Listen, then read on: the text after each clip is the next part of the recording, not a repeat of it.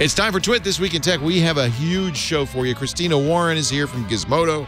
We've got Harry McCracken, the technologizer from Fast Company. Iain Thomson from The Register. We're going to talk about Apple's amazing admission of failure earlier this week. Why you might be cautious about an IRS notice if you get one in the email. And Jeff Bezos and why he's selling $1 billion worth of Amazon stock. It's all coming up next on Twit. Netcasts you love. From people you trust. This is Twit. Bandwidth for This Week in Tech is provided by CacheFly at CacheFly.com.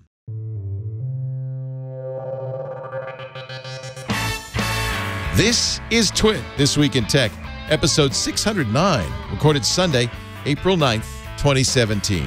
Strippers, JFK, and Stalin. This Week in Tech is brought to you by Tracker, a coin-sized tracking device that pairs with your smartphone and keeps you from losing your most valued possessions. Visit thetracker.com right now and enter the promo code TWIT to receive a free Tracker Bravo with any purchase. And by FreshBooks, the ridiculously easy-to-use cloud accounting software used by over 10 million small business owners. Try it free for 30 days at freshbooks.com/twit. And by Rocket Mortgage from Quicken Loans. When it comes to the big decision of choosing a mortgage lender, work with one that has your best interest in mind. Use Rocket Mortgage for a transparent, trustworthy home loan process that's completely online at quickenloans.com/twit2. And by Casper, an online retailer of premium mattresses for a fraction of the price. Because everyone deserves a great night's sleep. Get $50 off any mattress purchase by visiting casper.com/twit and entering the promo code TWIT. It's time for Twit This Week in Tech, the show where we cover the week's tech news. Stand back. This is a panel on fire today. Fire. Especially you, Christina Warren. You are ready to, I could tell you're ready to go. Senior writer at Gizmodo, one of our favorite people in the world, film girl on the Twitter. Nice to see you, Christina.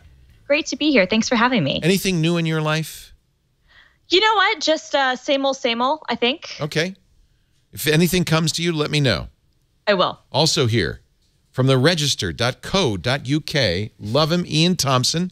This is like three of my favorite people on this panel. I just love this. Is going to be so much fun. Well, Harry tweeted about it today, and one of your retweets was just like, all-star panel. All-star panel. It's always better to see that than, oh my God, I know I can skip this week. And from Fast Company, Harry McCracken is here. Yeah, there's a contingent that say, is Dvorak on? Okay, I'm going to skip it. But the rest of you, here we go. What a good show. And what a weird week in the news. I don't even know where to start, but I'm going to start with Tuesday and Apple. A really interesting thing. I think unprecedented. Apple brought in 5 bloggers. Not 5. No Walt Mossberg, no Wall Street Journal, no New York Times, no Gizmodo. They brought in John Gruber from Daring Fireball, arguably one of the most popular Apple blogs. Mm-hmm. They brought in Ina Fried from her new excellent writer. Places, Axios. She's the very best. good tech writer. From Mashable, Lance Ulanoff, your former boss. Yes. Christina. John Pachkowski, he was at Recode. BuzzFeed. He's now at BuzzFeed. He was at BuzzFeed. Yep. And from TechCrunch, Matthew Panzarino. So that's basically 5 blogs. I mean, well-known big blogs. I was going to say, I mean, yeah, I don't know. I don't think that the distinction at this point between blog and traditional stuff matters as much as it once did. But in there, until very recently, it would have been the Wall Street Journal in there. It wasn't the establishment. It would have been Wall Street Journal, New York Times, USA wasn't Today. The establishment. Yeah. It was, yeah, you're right. And what was really, they brought them all to the design lab. They had stuff covered with black cloth. So I'm sure I could just see Ina going, oh, we're going to see something today. No. In fact, right off the bat, Phil Schiller is there, Senior Vice President of Worldwide Marketing. Craig Federighi, he's in charge of software engineering. And John Turnus, who's Vice President of Hardware Engineering. So you got some, no Tim Cook, but you've got the people, and no Johnny Ive, but you got the people in charge of it. And by the way, all these pictures are not from the journalists, but from Apple. They did not allow the journalists to take pictures. What we also don't know is what ground rules there were. Were there, for instance, some off-the-record things. We do well, have come on, they were preaching to the converted on this one. I mean, with the exception of Ina, there's a lot of camp follower stuff around this. Well, certainly Gruber, but Matthew Panzarino is pretty independent, I think. I haven't seen that many John daring Pachkowski is definitely independent. I haven't seen that many daring fireball stuff which really lays into Apple in the way that sometimes it deserves. Gruber's. I probably overstated it on Tuesday. I said he was the Fox News of Cupertino. That's mean. That's mean. But he's not quite a House organ. He does pay more attention to facts. He's more of a fan, but he's a good journalist. And he's very accurate. He's always accurate. He's very accurate. He's always been a fan, but he will call it like it is. When there's a problem, he will be the. I agree.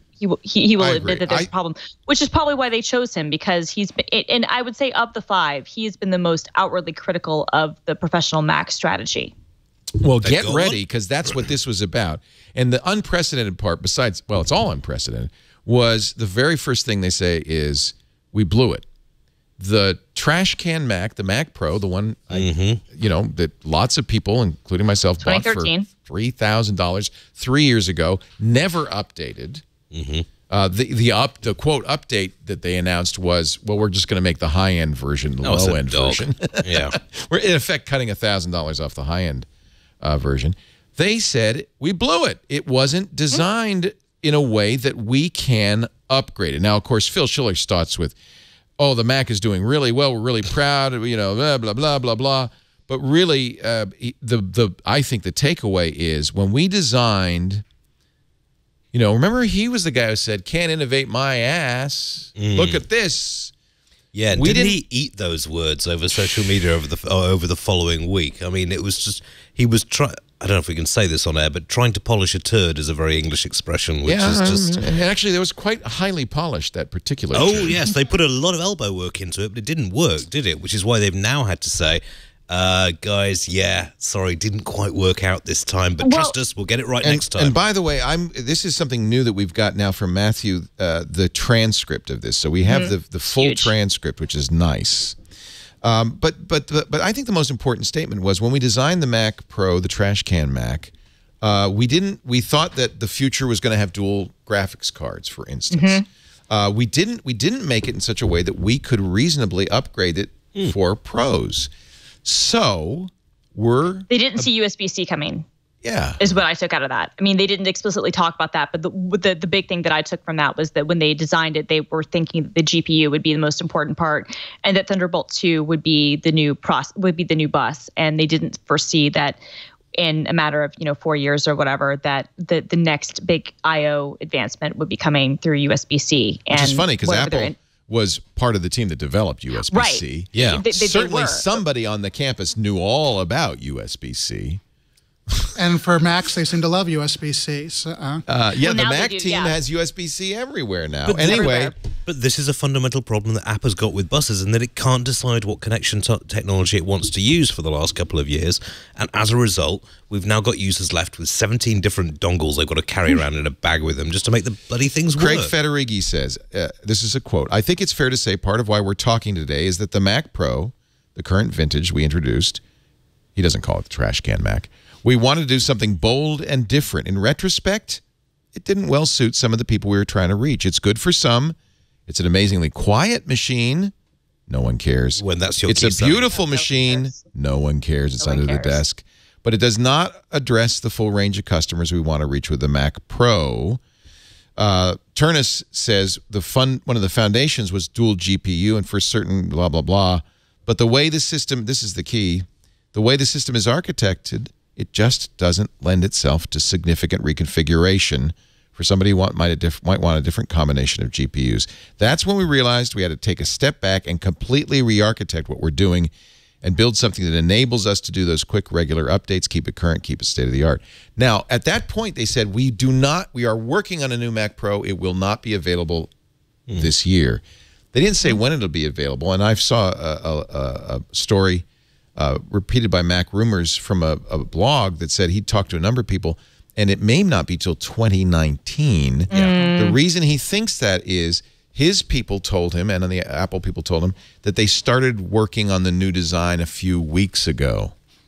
And it's not unreasonable to say it might take them as long as 2 years, certainly over a year, to make a new Well, they've dropped the ball on this this Yeah. whole sector for so long now. They're playing catch up constantly. It's sad And it's because gonna- they had the cheese grater Mac was perfect. And now Microsoft is eating their lunch with designers, and And I think that so. This is as I'm going to say, in my opinion. By the way, I have the Surface Studio. That's what I use, and I think a lot of designers would look at this and say, "That's what I wanted a Mac to be." Touch screen. By the way, Apple said at this meeting, no touch screen Not gonna ever. happen. Not going to happen. Got to get off Get the us some hobby tea. horse. They said at this also, we're going to continue to update the iMac. There'll be a Pro-ish iMac later this year. They said Pro iMac later this year. That we are going to make new Mac Minis. They're going to be a little taller maybe. And they said not this year, but sometime, which makes it to me a vaporware announcement. There will be a new Mac Pro.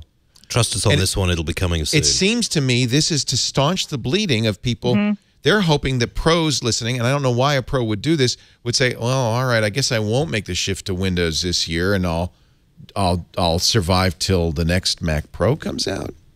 I mean, Which some pros might do. I mean, if their workload, depending on what their software workflow You'd have is, to be depending on very devoted to Macintosh. Yeah. Well, That's yeah, all well, I Larry. mean, I get, yeah, and some people are, and I would say if you are looking at your budget and you don't have to make a hardware decision right now, if you think that you can make that decision a year from now, or if you think that the new iMac might be able to fill in the gaps, that might be useful. But yeah, you're right. I mean, it's basically hoping, that the pros who are already kind of eyeing professional, Windows desktops are going to be convinced to not do that because they know that something new is coming. And whether that works or not, I don't know. But I mean, that's obviously what they're hoping, is that they'll be able to prevent people from making those decisions. up until the time they made this announcement, it was kind of eerily reminiscent of almost 20 years ago when the Mac was really bottoming out, and there were all these intensely loyal Mac users who were trying to decide whether to move to Windows, which seemed to be their only option at that point. And some of them did it fairly quickly, and a lot held on. And eventually the ones who held on actually were rewarded because the Mac came back. But you saw all this conversation on the web until they made this announcement that maybe there will never be another really powerful Mac aimed at creatives and people who want expandability and a lot of horsepower. They just kicked the can down the road a little bit because it's entirely possible that when they do reveal the new Mac Pro, people will grumble about that too.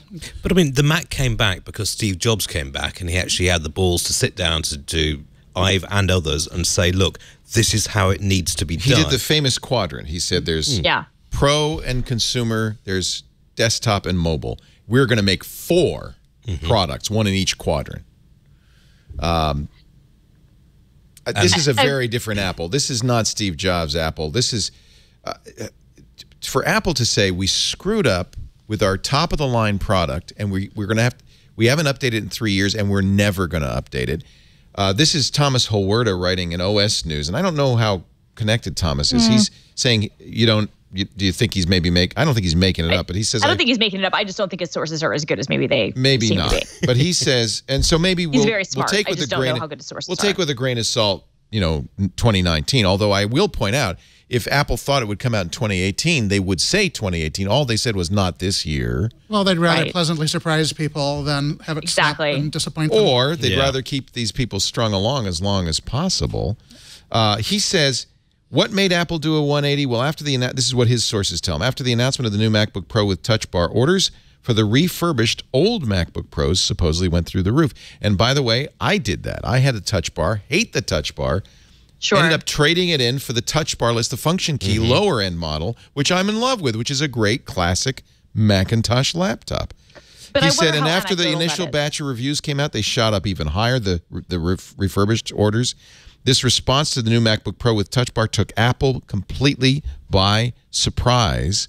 Combined with the problems surrounding the LG Ultrafine 5K display. Remember, Apple kind of implied we're not going to make displays anymore. We'll let LG do it. But then that LG display broke the internet because if it was anywhere near your router would stop working. And the constant negativity from professional Apple users, the company, this is Thomas again, decided to double down on professional users. As a result, we'll be getting a new Mac Pro and an iMac Pro. iMac Pro this year, new Mac Pro not this year. And in addition, he says, I don't know if this is true, this would be another big retrenchment from Apple. They're exploring additional Retina MacBook Pro models without the Touch Bar. and maybe hooking up an iPad Pro to a Mac to use it like a Cintiq. Which you can do now with third-party software. Duet does that. Yes, Not can. very well. Astro does There's that too. Astropad, I think is it called? Astropad. Works quite well. I wonder though, to me, when I think about when Apple started to lose some of the pro market, and obviously they still have a lot of it. I'm not trying to say that they've lost pros because that's not accurate. But when I start to see when there was this shift, when you note about like when they kind of regained things, in the late 90s with Steve Jobs coming back, you could also predicate that on the creation of Final Cut and Logic and kind of this professional software apps that they made. But when Apple released Final Cut 10 back in, 2011 at NAB, that was a big switch away from how video professionals have been using software. And it wasn't a positive one. And in fact, the industry reaction was quite negative. And, we made that shift here at Twit. We replaced all our Mac Pro great cheese graters with Dell workstations and running Premiere, Adobe Premiere. Yeah. Yep. And you're not alone. Many places did that. Many shops did that. I was at NAB both the year that it was announced and I was at NAB the subsequent years after it had happened and seeing the shift just, anecdotally amongst, on the floor of seeing places that had gone from being, mostly supporting even external hardware supporting Final Cut to being, Premiere-based things was extraordinary. And so I do wonder how much of this is kind of tied together where you, in addition to obviously, as by their own admission, not making the right sort of professional computer with the trash can Mac Pro and it not being extensible and maybe not being future proof in the way that they would have anticipated. They emphasized and thought that GPUs would be important in a way that ultimately it turns out that there was different connectivity standards and different sorts of things that were more important. I guess mistakes can happen, right? I understand. Of course they can. You could screw up that way. So. Without a doubt. But I wonder how much of it was kind of a combination of both that design decision and then also the switch in software where you had a fundamental and a hugely, big change in Final Cut 10. And I think the Final Cut 10 has come around. And I think that if the Final Cut 10 that is available now had been released 6 years ago, you wouldn't have seen the switch that happened. But when you did see that big industry shift, which incidentally was the same thing that had happened when the first Final Cut came out, where people switched from Avid and Premiere systems to using Final Cut, when you have that seismic kind of shift within a lot of professionals to being like, well, we're now Adobe people, and Adobe has now moved to a software as a service model, and Adobe, software is going to work the same as PC as it is on Mac. I wonder how much that has to do with kind of the feeling amongst professionals that Apple is less relevant, if that makes any sense. Because I wonder like how much of it is that they'd ignored things on the software side to a certain extent. They'd made wrong bets there, in addition to maybe making some wrong calculations when it came to, at least on the Mac Pro side, some of the designs considerations. Schiller did want to reassure pros about software. He says, I want to reiterate our strong commitment there as well. Both with Final Cut Pro 10 and Logic 10, there are teams on these software products that are completely dedicated to delivering great software. No foot off the gas there. But this meeting really is to reassure pros, right, Harry? I mean, that's really what this is all about. Yeah, they were really having an existential crisis in a lot of cases. They had no idea what was going to come. Is it enough? Again, I think it's kind of kicking the can down the road. Eventually, these machines will come out. They're not going to please everybody. Will people? How hard is it? I mean, obviously, you just mentioned, Christina, we've shifted twice. How hard is it if you shifted to Windows this year to go back to Mac? If they come out with a great Mac Pro at the end of 2018, you could shift back, right or wrong? Yeah. Well, you still got some transferable skills across. Well, that's one thing. Our editors did not have a hard time. Aren't going to get out of date. They did not have a hard time moving from Final Cut to Premiere. I mean, not that we do. The kind of editing that we do here is not really that pure complicated. Pain in the derriere wave of actually having to do that every couple of years. And there's no, I think honestly, once people shift, okay. Apple as long as Windows continues to serve that audience, you're not going to shift. Even if you see a sexy, hot-looking Mac Pro, you're not going to shift. Yeah, but one point in Apple's favor is that Windows 10 is such a dog of an operating system at the moment. I'm not a fan. It certainly is named at Creative Pros. No. Well, guess what? Tuesday, the Creators Update comes out. Guess why very slowly. Microsoft named that the Creators Update? Not that there's anything particularly creative about it. It's got 3D paint. That's it. Woohoo! But, Be still, my but beating there's heart. no secret that this is Microsoft sees this as an opportunity. Yeah, That's they're that building you some- don't see the Surface Studio They're building some gorgeous hardware. without having Apple. They Well, are. no, I mean, I was at the studio launch in New York, and Microsoft were very plain. It's like, yeah, we're getting into bed with the software developers, so this is supported. We know it's what designers want. We're going to. You don't feel like they're hitting the mark though with this Windows 10 stuff. Personally, Windows 10 consumer, I think, is a dog. Windows 10. Well, I'm telling professional- consumers the days of the default computer you should buy for your home being a Windows PC are long gone. I'm telling consumers, get a Chromebook for 90% of what you do. You'd be nuts to get a full service operating system.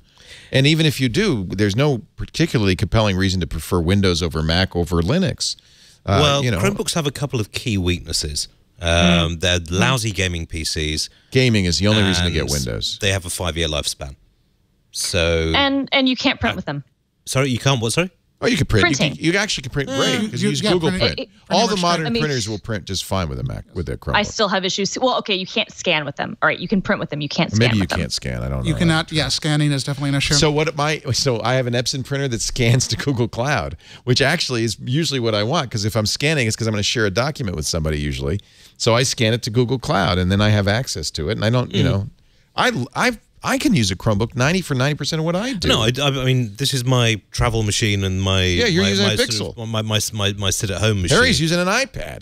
This Yeah. is a very heterogeneous bunch. But instead of in the office, I'll have a dual boot Windows Linux system, which I can then use in the way that I want and still get good gaming performance. I would and submit still Windows be- 10 is fine. I think for most people. Doesn't the I think it's nagging of fine. it really piss you off? Okay, there's another issue. Windows is now, in fact, Microsoft is now putting ads not only in the startup menu, they're putting it everywhere. In fact, this new Creators Update apparently has a new ad unit. Most of the time, the ads are for Microsoft products, but not always. There's an ad Paul Thurrott was talking about, pops up for Dropbox, which is, or Box.com, maybe it's Box.com, in the middle of your computing. But You see, can turn that off, but it's you got to know what to turn off, and it's not obvious. Exactly. I want a computer operating system which allows me to do what I want to do. I do not want little pop-up messages going, this would be so much faster if you did it in Edge, or you should maybe try that's why Bing I for your use it. searches I'll be instead honest of with you. Google. Screw that. I am for very searches. happy with Linux. I think this is the year of Linux on the desktop. Leo, no one has ever said that and meant it. I meant it, and I mean it. I think No, Linux you is don't. actually quite mature. The Linux kernel has gotten to the point now where it Of works course. with almost all modern PC hardware, including, like I thought I'm never going to get Linux on this HP Spectre 13T, the copper one. Right. With the I put Arch Linux on it. It works great. It was easy to install. Okay. All the hardware works. Linux is Okay, very but mature now. The kernel has built-in support for almost all PC hardware.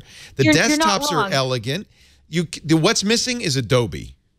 Well, which you could do in the cloud for their cloud-based stuff, you could buy Chrome stuff. I guess I'm just saying, I'm not arguing that Linux isn't worthy. What I'm arguing is that anybody normal, like my mom, is never She going to should buy a install Linux. Chromebook. And she'd be, by the she way, could. using Linux if That's she right. did.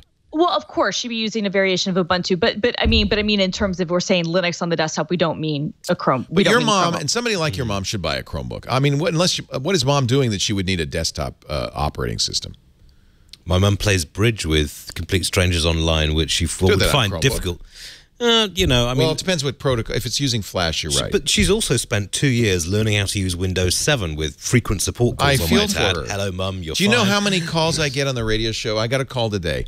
Woman says, I'm savvy, I'm very suspicious, but there was a pop-up that said, call this number, you've got a problem with your computer. Yeah. She got a guy in India who immediately took control of her computer and changed the password. I mean, Yeah. this happens all the time, but it doesn't happen on a Chromebook. I don't think, No. I think it's No, irresponsible to tell people to buy Windows machines. Security-wise, it's for home. good. It'll do pretty much everything you need within It'll reason. play bridge. It's hard to screw up. It's hard to screw up, but Power wash it. without a good internet connection, it's of limited use. But who doesn't have an internet connection nowadays? a lot you know, of people. yeah. Well, what are if- they using their computer for? But that was the whole You're not- point. You used to be able to use a computer without an internet Yeah. connection. What would you? It's a calculator. What are you using a computer for that you can't? That if you don't have internet, I could cheerfully play Civilization for 12 hours straight and never even touch my Gaming. internet connection. it comes back to gaming. Yeah, probably. Or sometimes you're in a situation where you're out and you're trying to work on a document and maybe you don't have internet connection, and then you have to deal with the offline stuff and how is that going to sync? I mean, when's the last time you did that, Christina? Well, okay, last time I tried to use a Chromebook, I was trying to use something in the field, and then I was able to make it work once I connected, but I had to use my phone as a hotspot. I mean, it's still ultimately, for me as a work machine, I could never use it because there are instances when I might be in a cab and I'm working on a story and I need to write something, and then I can't trust that it's going to locally store the stuff that I need and then update it. I mean, for most people, and these are edge cases. I'm not trying to say that for most people a Chromebook wouldn't be fine. I think you're right, it would be. What you're doing is hanging out on Facebook and reading your email. Oh, yeah. I used a Chromebook as my primary machine for about a year, although I used it primarily at the office where I had good connectivity. I think you're brave to be using an iPad Pro as your primary computer. How's that working out? Just fine. I mean, I've been using various iPads for 5 years. And everything you want to do, you can do there. 99%. Yeah. And you could probably do it on a Chromebook sometimes as well. It's just different. You don't do things the same way you do on a Mac or a PC. You have to rethink it, Sometimes they're quite different, but it's not that you can't do them for the most part. Here's my take on this Apple briefing. And if you look at the ads Apple's running right now, it's all about use an iPad Pro instead of a PC, isn't it? I really think this is a holding. This is, well, instead of anything. It's like anything you do on a computer, you could do on your iPad. I think this is a holding action on Apple. They plan in 2 years to start phasing Mac OS out. They want to move everybody to iOS. I don't know about that, but it does seem pretty likely that when the iPad first came out, they thought there would be a much more rapid move to new wave type computing devices. But now tablet sales are static or falling. And you know, there's a great article I want to point to Neil Seibart, and I've done this before on other shows, so I apologize if I'm repeating myself. Some of our listeners know this. Neil Seibart in Above Avalon. If you take out the iPad mini sales, which have plummeted because everybody has a big phone now, they don't need a mini. iPad sales are not bad. Unit sales are better than Mac sales, obviously. Price slightly. They're not booming, but they're not shrinking as they seem to be. It's not bad. See that red is the Mac Mini on this graph here. It's not as It's not as depressed as it looks. Well, and I think you're going to see a big bump as they just announced a $329 iPad, which actually can compete with a Chromebook pretty well. A lot of people are going to come into and by the way, when I say Chromebook, iPad would also be a very good choice for those people. At $329. I predict the next quarter or two, you're going to see iPad sales resurge. There are a lot of people with older iPads. What they didn't anticipate is that an iPad would be good for 4 or 5 years. That's it right there. Because when you saw exactly, I mean, I would say that's what they didn't anticipate, because I look back at something I wrote a couple of years ago on the 5th anniversary of the iPad and whether we were all wrong or not. Because at that point 2 years ago, we hadn't kind of seen this resurgence with the iPad Pro and things like that. And because the iPad was I think it's 7 years old, this week, I think. And I think you're right. I think that, you had these couple of years of tremendous growth, and Apple and everybody else kind of anticipated, oh, well, this is going to be the new iPhone. And then what happened was everybody had an iPad and realized, oh, I don't need it for 4 years or so. I'm going to buy my mom, for instance, the new one, the $329 iPad for her birthday. So if mom is watching in August, you'll be getting a new iPad. But this will be the third iPad I've bought her. I bought her the original iPad 3G, and then I got her an iPad 4 with LTE, and that was, I guess, 2012. So this will be the first time in nearly 5 years that I've got her an iPad, and she uses her iPad more than she uses her MacBook. But the reason I haven't... My point is, all of Apple's revenue comes from the iPhone. We acknowledge that. But I think they really do want to replace Mac OS with iOS. Yes, absolutely. I think eventually, absolutely. As soon as iOS is as capable, and it's rapidly closing in, according to Harry, as a PC or as a Mac OS... You need to be committed to it. But that's why they're not going to do touch on the Mac. They're going to... By the time we put on touch on the Mac, you'll be using iOS. By the way, you saw the memo from Imagination, the company that made the GPUs for the iPhone since 2007. Right. Yeah, ARM is it's like ARM, right? They're a fabless chip company that do a design that Apple basically incorporates. All they've got now is MIPS, and that's not going to do it. It seems to me like Imagination is switching around into becoming an intellectual property harvesting group. Oh, that would be bad. Yeah. So Imagination put out a note because they had to let the stockholders know. They're a publicly traded company. In fact, the stock went down 60% when the note came out. I know. We watched that. Apple has told them they're in a couple of years not going to be using their designs anymore. And Imagination said, by the way, we don't think they can do that. We think that there's no way they can clean room a GPU that will plug in, replace what we're giving them. Yeah. In any event, they're going to. Of course they can. Yeah, of course they can. They've been hiring GPU and chip designers for years. Plus, they are willing to fight this out in the courts. I mean, Apple lawyers sit in a darkened room somewhere in Cupertino, sharpening their teeth with the bones of their enemies, and it's just they would love to be let loose on their winged But more to the point, this is the kind of thing a company does. When it wants to own everything, it's going to try to buy Toshiba's NAND production. It wants to own all the hardware, as Samsung does, by the way, which is why Samsung's the biggest threat to Apple right now. And not only do they want to own all the hardware manufacturer, this is a step towards making the iPad and the iPhone as powerful as a PC. Absolutely. I fully think that Apple, this meeting, we'll end this now because we've talked enough about it, but this meeting, this briefing that Apple gave this week is merely a holding action. And what was missing, and I know that Matthew and Ina and everybody else knows this, is the admission that Apple ultimately isn't going to be making Macs anymore. They denied it. They said, no, we love the Mac. Just like they said Apple II forever. Although that's right after the Mac came out. In terms of a margin perspective, that is going to hurt them a little bit. Yeah, because the Mac is a high price unit. Yeah, they make crazy bank on the MacBook Pros, and you're not going to get the same from iPads. Yeah, they made it too good. People don't need new ones as fast. My bet is the Mac will be around a lot longer than at least you expect, Leo. And I hope so, because I love Mac. I think so, too. It's going to be a long time before people sitting doing desktop publishing and most people doing video editing, and people who just want to accomplish things in the same way they have for the last 10 or 15 years. I don't deny there's a market. The question is if that market's big enough for Apple to even bother with.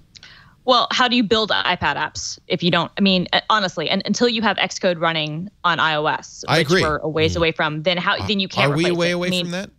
I think we are. I mean, are we? I honestly, I think we are. I think that they could technically do it. I mean, we'll see what they do at WWDC, but we haven't seen a mobile-first IDE from anyone. Now, that's not just Apple. We haven't seen this from Google or Microsoft either. So until we can really see... If Apple announces Xcode for the iPad in June at WWDC, will you then say, okay, that's it? I'm not going to say that's it, because I think that it's much more nuanced than that. I think Harry is right. I think it's got a lot longer life than that. But I think that is more... Right. I think is that more on the term? Sure. But I mean, I think that... A, it's a high margin product. B, there are, even though the average consumer, I think they would love to move them to iOS. I think you're right. They would love to move a lot of people, to the iPad. There are plenty of people, and it's not insignificant. The fact is they still sell 5 million Macs a quarter, and at very high margins, who rely on Mac OS. And I don't foresee them being able to. I think it's going to be a ways off before they can replace that. But in the meantime, just with iOS. In the meantime, Google is, very tentatively at the moment, but merging Android apps into the Chrome OS. Yeah. And it doesn't work particularly well at the moment, but it will. Doesn't. So, But again, Google still doesn't have an IDE that will work on Chrome OS. So, you know what I'm saying? So you're not wrong, but I think that for both of these, until you actually get to the point where you can develop your applications on these alternative operating systems, the desktop's not going to go away. No. Yeah, in fact, they kind of pointed to that at that meeting. They said that really maybe the largest group of pro users are developers using Xcode. And they said Xcode downloads are growing fast. So... I hope you're right, because I love Mac OS. I'd like to keep using Mac OS. I'm very happy with Linux. It is the year of Linux on the desktop, but every year, someone's got to pull that one out. 20 years, Leo. It's been 20 years. It is, and I would have a very hard time using an iPad. I'm amazed that you were able to do that. That keyboard, I have to say, looks like it would knacker my fingers within minutes. You could tell Harry uses it, though. You've actually worn you've worn off the E. This is my second one, too. And my primary complaint about the iPad Pro is that the keycaps Give me your keyboard. I got to show people. You can just detach it. It's kind of embarrassing. No, it's not embarrassing. It's just this is the sign of a hardcore user. This is how much he types. And that's my second one. The E is rubbed off. I don't even know what these letters They start are. to wear off within a few weeks. S. I'm amazed that this is still true a year and a half after this thing first shipped. The A and the S and the E are worn off. Now, I typically think that T is the second most used character. For some reason, you're just not using the definite article as much as you ought to, Harry. I'd recommend you use that more often. Wow, that is wild. Harry McCracken is here. He's from Fast Company. I'm still calling him the Technologizer. He's at Harry McCracken on Twitter and on Mastodon. No, on Mastodon, I'm Harry McCracken. Yes. We'll talk about Mastodon a little bit. Although I should get Technologizer. I think you should. You still can. That's the beauty of Mastodon. No name is safe. Christina Warren is here at film_girl from Gizmodo. Great to have you. And Iain Thomson from the register.co.uk, who still visits us in Petaluma even though he can't get cream in a can. I know, the British food shop is shut down. No more pasties, no more Twiglets, no more, it's sad. a pity. But, sad. I'm having to get my fix from other places Your now. PG tips must come from elsewhere now. Oh, I buy them from, but PG tips I buy in 240 bag. Yeah, me too. Yeah. Actually, although lately Yorkshire Gold is my new. Yeah, I know. bicycle. I was born in Yorkshire, so I should prefer Yorkshire Gold, but I've just been drinking PG for too long. Yeah, it's a classic. It's my Either comfort one is drink. good. Either one is better than anything else. It's the tea equivalent of a session beer. It's like you can drink it all day. All day. Our show today brought to you by the Tracker. Look at this. I got one. Oh, I lost my tracker. What happens when you lose your tracker? No. This is the device. I got it right here. This is the Bluetooth device that you pair to your phone, iOS or Android, and then you will stop looking for lost things. It always happens, doesn't it? That you can't find your keys when you're late for work, right? You can't find your luggage when you're ready to pack. You can't find things when you need them most. Newsweek says the average American spends almost an hour a day searching for stuff they've lost, that they know they have, but they've lost. All you got to do is attach the tracker to it, about the size of a quarter, very lightweight, anodized aluminum.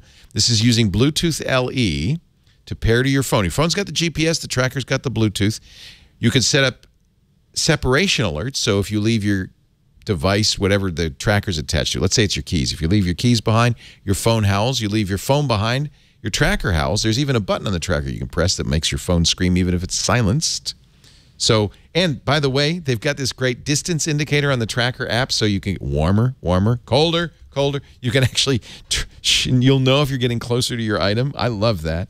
Family sharing lets you track the same tracker Bravo from multiple phones. So that's really handy too. I love the tracker, whether it's for keys, wallets, bags, computers, whatever, even animals. This tracker is about the size and less than the weight of a dog tag. And they have a special waterproof cover you could put on this. A lot of people use it on their pets. The tracker. So the best part about the tracker, if you scroll down, they have sold now, and this number's out of date. It's more than this. But as of last count, 4.5 million trackers.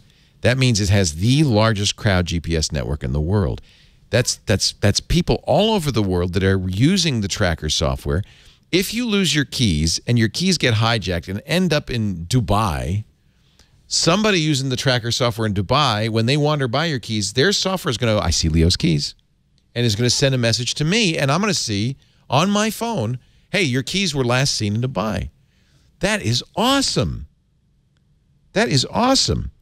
30-day money-back guarantee. No reason not to try it. I know you're going to love it. You're never going to lose your stuff again. And by the way, unlike a lot of other Bluetooth trackers, this one has a replaceable battery. So, the other guys, when the battery dies, you throw the thing out and you get a new one. Not with a tracker. These are just those little coin-sized batteries you get to the drugstore. Stop losing stuff today. Stop searching for stuff. Stop being late for work. Go to thetracker.com, enter the promo code TWIT after you get your order together, and you'll get a free Tracker Bravo with any order. We're just going to throw that into the box. TheTracker.com. Yeah, they spell it funny. It's going to be the hardest thing to find today. Not just the website, not your keys. TheTracker.com. Promo code TWIT. And they'll throw in a free Tracker Bravo with any order. That's a nice deal. Okay, enough of that. Craig Federighi and Phil Schiller and the... How come you guys weren't invited? I would have invited you. I invited you guys to this meeting. How about that? We've been blacklisted by Apple for about 10 years. So, and admittedly, headlines like... What did the Register do? Headlines like what? Dead Steve Jobs is still a crook, judge rules. Oh, you're never going to get invited now. Well, no, but I want to wangle an invitation because it will be later this year, September probably, with the new iPhone announcement that they'll open up the new campus. Right, there are people moving in already this month. There were rumors they might invite journalists in April, although that seems extremely unlikely. By the way, good point. No April event, I don't think. Doesn't say April event. But is the Steve Jobs Memorial iPhone. Theatre available yet? Have they actually finished that? Because that's where they're going to be doing all their events from now, is that custom-built that beautiful theater. Most of it's underground, so if the journalists do anything wrong, they can fill the room with Lock gas. the doors, we will drown them like the rats they are. They have the world's largest dome lid. It's carbon fiber lid on that thing. It's all one piece. It's beautiful. You know companies are in trouble when they start spending that much money on their headquarters. That's always. It's like being on the cover of Sports Illustrated for a football quarterback. You wouldn't understand. It's Well, armored rugby, you mean? Yeah, right. Armored rugby. It's almost inevitably the sign that companies peaked when they build the massive headquarters. Although Apple, Facebook, and Google, all three are doing massive new headquarters. So. And Salesforce. And Salesforce. All right. UBS, which is a bank company, an investment company. They have analysts. They have released a research note, which Business Insider is quoting, saying that Apple has more than 1,000 engineers working on augmented reality in Israel, and Robert Scoble might be right. Doesn't say that in the note, but that this may appear on the new 10th anniversary iPhone. Remember, they acquired PrimeSense, which made the Kinect sensor, Mataio, which kind of lets you look at products and then overlay different colors and finishes. Real Face, which is face recognition, another Israeli company. Apple, in the dark, behind the scenes, may be working hard on AR. But you got to think companies like Google and Microsoft, which have been doing this for a long time, also are working on it. Will Apple beat them to the punch? Well, They have to? Oh, sorry, go ahead. No, please. that's a good question. Do they even have to? HoloLens is delayed. I mean, it's a development kit now, but it won't be out till 2019, Microsoft says. Oculus, has mostly been gaming and hasn't really been the success. And if we're honest, Apple's MO has never really been that they're the first in a market. It's just usually that they're the best. Just be the best. Yeah. So I guess my question would be for you guys, like, does it matter? Like, do they need to beat them, or do they just need to have the best implementation? I don't know. One of the things that really encouraged me about this article was that they were going for AR rather than VR. Yeah. Because I think VR is a really big dead end. Most of the money, most of the software is going to be focused on AR or mixed reality. VR is a few key locations until they work out the whole movement and vomit deal. But with AR, you can get really useful stuff going. You've got a great selection of apps that you can get in. You can really personalize it. It's going to be tricky, but I think Apple are playing catch-up on this, but they're willing to throw large amounts of money. And as you say, they're not usually the first to do stuff, but they're usually the best at doing it for the short term. Are they still? Well, this is the problem. They used to be. I mean, it's given the last couple of years, I have my doubts, but at the same time, I mean, Microsoft is doing very well with HoloLens, but isn't selling particularly well. It's very expensive. Well, it's a developer thing. It's a $3,500 developer kit. Microsoft has been doing it in public. Apple's, generally speaking, at least up until the time they talked about their Mac Pro for 2 years from now, they usually don't do stuff in public. Exactly. They do it behind the scenes. So instead of releasing this developer kit, they'd be much more likely to put off talking about anything until they had something spectacular, which Microsoft didn't do. Microsoft has something which is not yet transcendent, but is really interesting. I would also be a little cautious about thinking that Apple having 1,000 people means that much, given that they probably had 1,000 people on their Titan project. Exactly. A year ago, we thought that they were planning to do something incredible with cars because they had hired vast numbers of people. Yeah. And now, they can afford to. And now, at least, the conventional thinking is they're not planning to do anything incredible with cars in the short term. It's funny, Apple used to be knocked for not doing enough R&D, for having too small a fraction of their budget devoted to R&D. Clearly, they need to find the next thing. And, the iPhone is...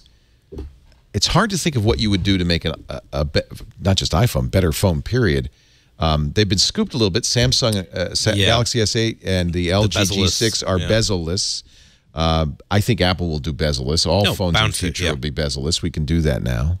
Why can we do that now, by the way? Why didn't they do that before? Could you not make screens big enough? I think it takes a certain amount of investment into the screen technology itself. People were slightly concerned that, I mean, there's a cost factor as well.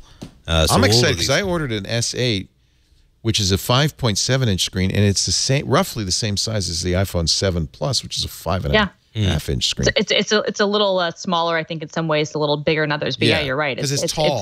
It's LG and Samsung both are doing basically a 2x1. They're strikingly tall. Most of the extra real estate is height.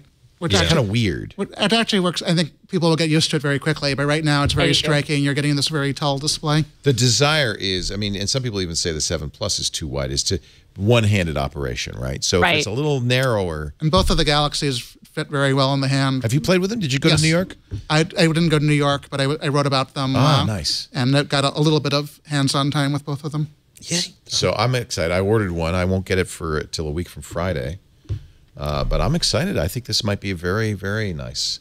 I feel in the minority on this one. I think one-handed use it's cute, but I like the functionality. I don't mind two-handed. No, I don't mind. Yeah, but I mean, I was having a big argument with the wife because she's just got her iPhone 6S, and she's like, "Oh, it's so narrow," and she's got tiny little hands anyway, so it makes sense. I think women and smaller people, it probably is a very important thing. I don't know, but yeah, I mean, it all depends on your hand size, and for the record, massive. But I like a big phone. I cannot lie. I want. Yeah, no. It's it's the computer I use more than any other computer. Yeah.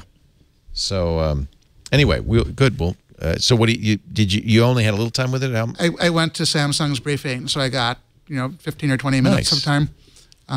Face recognition, which we now know you can fool with a picture. Although that's always been the case. Yeah. The other really cool thing is Bixby, which I couldn't really try, but they have this very ambitious assistant that's not just voice control. No one's tried it yet because it won't be available till they ship the phone. It has a lot of stuff with vision. It's super ambitious. And what did they say about it? Because I mean, we've had bugger all details about this thing, and it's meant to be the second coming of phone Christ, but it's interesting. It has a dedicated hardware button. That means it will. This is Samsung saying you're not going to want. Don't. This is not the voice assistant you want. That Google assistant. Right. This is not the voice assistant you want. Press the button and Bixby will appear. Although somebody's already shown how you can remap that button to be Google Assistant or Google Search. Yeah. And it's yet another example of the challenge of basing your device on somebody else's operating system. That Google will do everything in its power to get you to use the assistant at the same time. Yeah. Samsung is saying use Bixby instead. Right. You can't really take the Google stuff out of Android, though. Nobody wants that phone. No. So what Samsung does, and everybody else does it too, is they duplicate. They have the same. You feel pulled in two directions, which I hate. In a way you won't with an Apple device. Right. Yeah. On the other hand, I love the flex. It's funny. My daughter used iPhones her whole life, and she broke it, so I gave her an old Android device, the Galaxy S7. And then she broke that, so now she has an iPhone SE, and she misses Android.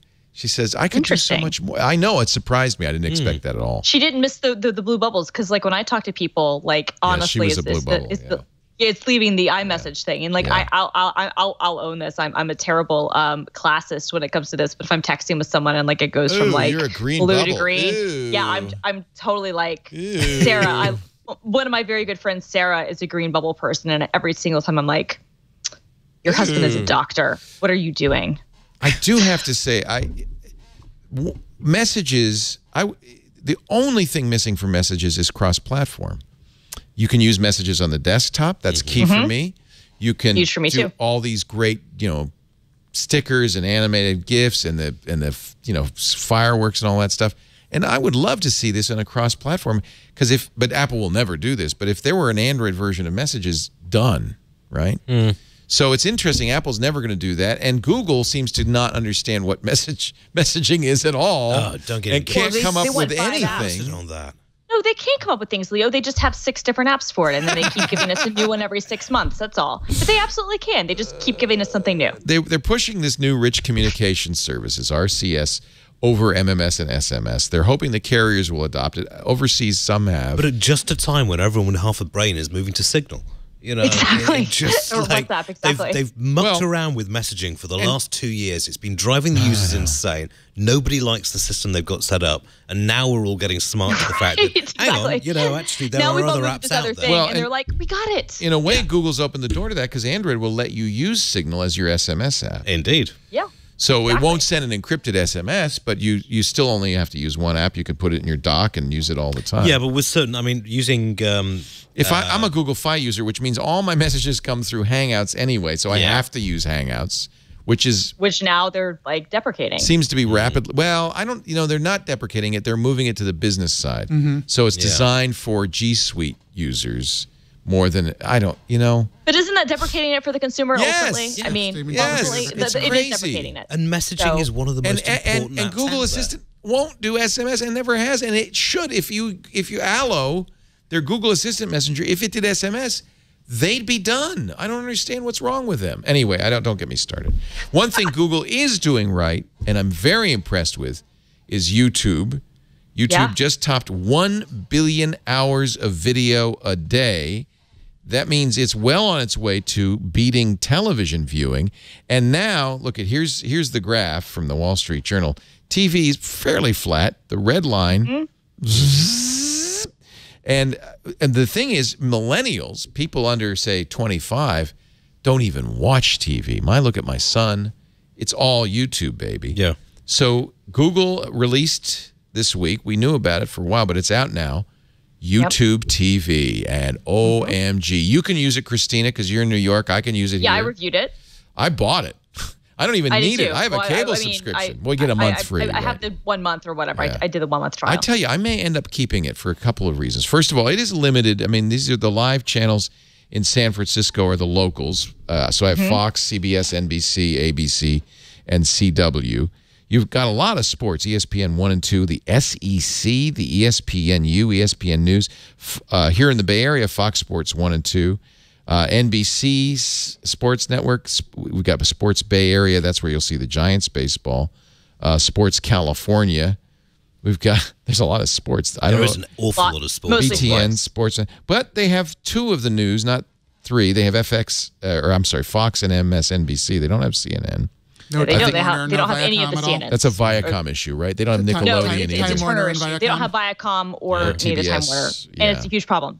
It is That's a huge problem. They have Bravo. They have all the NBC, A&E. Fox, and Disney. They have all the NBC, Fox, Disney, and AMC is coming, but they do not have Viacom. Now, Viacom is kind of hating all of these deals. They famously pulled out of being. Are they still a Hulu partner? View. Viacom? A View partner? A Hulu partner. Hulu partner, right now they are, but it's not clear if they are going to be part of Hulu Live. Originally, they'd announced that they were going to be, and now it's not clear. So they're just they're just conflicted. They don't know what the hell. Yeah, Viacom is very much not happy with any of these bundles. The Turner thing, though, is interesting because obviously, they're in the process of trying to get, Time Warner acquiring or AT&T acquiring Time Warner. They'll be part of Turner. They're part of Oath AT&T. right now, but they'll be. But exactly. Now, if they go to AT&T, that means it'll be on DirecTV now. AT&T's over the top. It is already on DirecTV now. Oh, it is already is? on DirecTV now. Yeah, It's already on Sling PlayStation. TV It's on Sling. And View. But it's not on YouTube, Google. It's not. on No, YouTube. exactly. YouTube TV is the one service right now that does not have any of the Turner properties, which is a problem because TNT, TBS, Cartoon Network, CNN are all very popular cable networks. And so that's a whole. For me, us old folks like Turner Classic Movies. If it's in black and white, we've got it. Us young folks like it too. Yeah, it's a great or younger. I'm not that young. Not colorized. But yeah, no. Oh, that's a big. So that explains it. See, I was wondering, Christina. I thank you for being here. You explained this. Nevertheless, I am so impressed with YouTube TV. It's a good start. That I feel. I mean, it has an unlimited DVR, and it's by the way, the best user interface of any of these, right, including your cable company. If you look at the live TV grid and you hover your mouse over it, you can actually see what's playing in real time. And if you want to DVR something, it's one click. One tap. And it records all of them. Automatically. It records all the instances. Yeah, it's unlimited DVR storage. You never run out. They do wipe it out after any individual recording after 9 months. Oh, yeah, they do. Rats. Well, that's most of the cases. Most of them have a limit, but the 9 months is decent. The 9 months is a lot longer.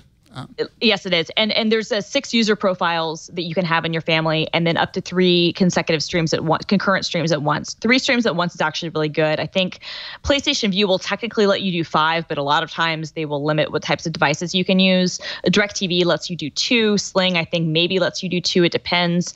Hulu hasn't been really clear with what their live product will be, how many they will let you do. So 3 at once for most families, I think, is fine.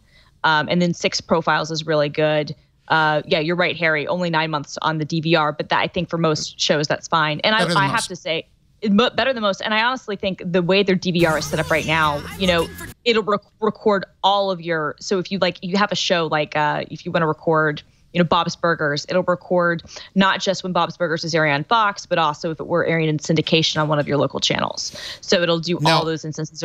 Playback, I've seen some 720p. This is Archer. Its best playback speed is 480p, although that's fine. For Archer, would you really need more than that? No, but it's not clear what the maximum. Have you seen 1080p? I don't think so. I've seen 1080 a couple places. Okay. For some live stuff, I have. But yeah, it's mostly like 720. I will say this though, when it comes to playback, that's been my big my big issue when I've reviewed any of the other services has been buffering, especially when you're trying to watch things live. Sling TV is notorious for this. Sling TV has a great product, but even now, 2.5 years after it came out, if I'm trying to watch The Walking Dead on a Sunday or whatever United airs, on AMC, there's mad buffering and it's not great quality. So I'm looking at National Geographic's Nature. That, if anything, should be at least 720. It's not. It's 480. It's 480. That's probably fine on an iPad and our phone.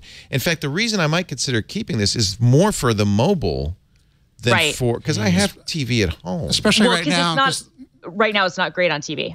Yeah. They have Chromecast. I wouldn't want to watch this quality on a big screen TV. They're not on Roku. Not on anybody else. They don't have any smart TV deals yet.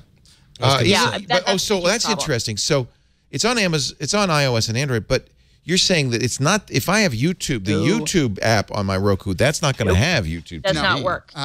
Not only that, but also AirPlay doesn't work. Chromecast does work. Chromecast works well. Chromecast, but only Chromecast. So if you have, for instance, I have a TV that has the Cast protocol built in, but it's not like Chromecast built in. So you need to actually have the Chromecast enabled TV, or you need to have a physical Chromecast dongle. I assume because of the DRM, I haven't been able to get clarification to YouTube from that. I reached out, but I have a TV with the Cast protocol. It'll work with any of my other Cast compatible apps. It does not work with YouTube TV.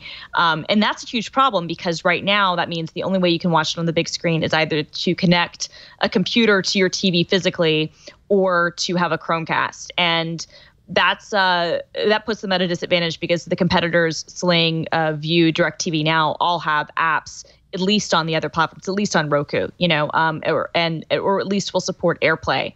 And so to this me, could at least change. right now, This has just been launched, and it's only in 5 cities, so it's not even available for most people watching. You got to be in the U.S. in those 5 cities. No, agreed. It's just that's more just me saying, not to say that it's not a worthy product. You should know. More you should know if you're trying to sign up for it right now. It is still in the early stages. Also, if you're trying to sign up right now, AMC, all those channels will be coming. They're not there yet. So if you really care about watching, stuff on AMC, IFC, Sundance, whatever, you should wait until they actually, launch, which will be, they say, sometime soon. As long as we're talking about negatives, this doesn't include YouTube Red. It includes the original No, it does. It includes the originals, just not the commercial-free stuff. But not commercial-free YouTube. Yeah. Although you will see, and I think this is a very smart play, you will see YouTube content mixed in with your standard TV content. Right. Which is the right thing to do. Well, and so to me, this is really a millennial. This is something for millennials who probably never had a cable subscription. That's definitely what YouTube is saying. That this is not to get you to cut the cord. This is for people who love YouTube and would like a little bit more at a relatively low price, $35 a month. I have to say, with all those caveats and negatives, I'm very impressed. I think it's a good product for millennials. This is a big play, and if I were a cable company, I wouldn't have been worried about DirecTV Now. I wouldn't have been worried about PlayStation View, maybe a little bit, Sling TV. I would worry about this. The other thing they did really nicely is search. The other ones, search is incredibly rudimentary, and it's not perfect on this. I found some places where I expected to find stuff, and I couldn't, but you can actually go in and search for a show, an episode name, a person, a concept, like superheroes. Type that in, you'll get superhero shows. That's nice. The other ones basically flunk any kind of search other than for programs. Can I just say Marvel versus DC? Can I?